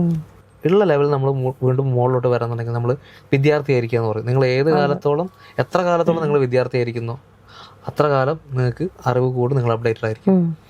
നിങ്ങൾ എന്ന് എൻ്റെ വിദ്യാർത്ഥി ജീവിതം കഴിഞ്ഞു എന്ന് വിചാരിക്കുന്നു, നിങ്ങൾ തീർന്നു എന്ന് മനസ്സിലാക്കിയുള്ള. ഞാനെല്ലാം പഠിച്ചു കഴിഞ്ഞു എന്ന് നിങ്ങൾ ചിന്തിക്കുന്നത് എന്ന് കരുതിയാൽ നിങ്ങൾ ചിന്തിച്ചു കഴിഞ്ഞാൽ നിങ്ങൾ ആ ഒരു ലെവലിൽ നിങ്ങൾ തീർന്നു എന്നാണ് നിങ്ങളുടെ അർത്ഥം.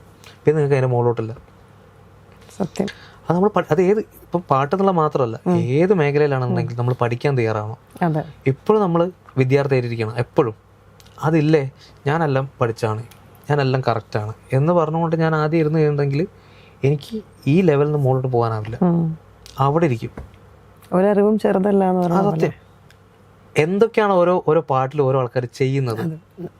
ഇപ്പം ജാനകിയാണെങ്കിലും സുശീലമ്മയാണെങ്കിലും ദാസാറാണെങ്കിലും ഓരോ ആൾക്കാർ ഒരു പാട്ട് നന്നാക്കാൻ എന്തൊക്കെ കാര്യങ്ങൾ ചെയ്യുന്നു. നമ്മളൊരു ട്യൂണ് കിട്ടി അങ്ങനെ പാടല്ലേ ചെയ്യുന്നു. അതല്ലാതെ ഇവരൊക്കെ എന്തൊക്കെ കോൺട്രിബ്യൂട്ട് ചെയ്യുന്നു എന്നുള്ള സാധനം. ഇത് നാളെ ഒരു കുട്ടിക്ക് ഒരു പാട്ട് പാടണം, നമുക്ക് അതുപോലുള്ള പാട്ടുകൾ വരുന്ന ടൈം നമുക്ക് ചെയ്യാൻ പറ്റുന്നേ ഉള്ളൂ. ഒരു കുട്ടിക്ക് ഒരു പാട്ട് കിട്ടുന്ന ടൈമിൽ അവൾക്ക് അവളുടേതായിട്ടുള്ള അല്ലെ അവൻ അവൻ്റേതായിട്ടുള്ള രീതിയിൽ പാടാൻ ഇതുപോലുള്ള പല കാര്യങ്ങളും യൂസ് ചെയ്യാൻ പറ്റും. അങ്ങനെ പറയാൻ തുടങ്ങി കഴിഞ്ഞാൽ എനിക്കും നിർത്താൻ തോന്നുന്നില്ല. അത്രയും കാര്യങ്ങൾ ഞാനും ഒരുപാട് കാര്യങ്ങൾ ഇപ്പോൾ കേൾക്കാത്ത കുറെ കാര്യങ്ങൾ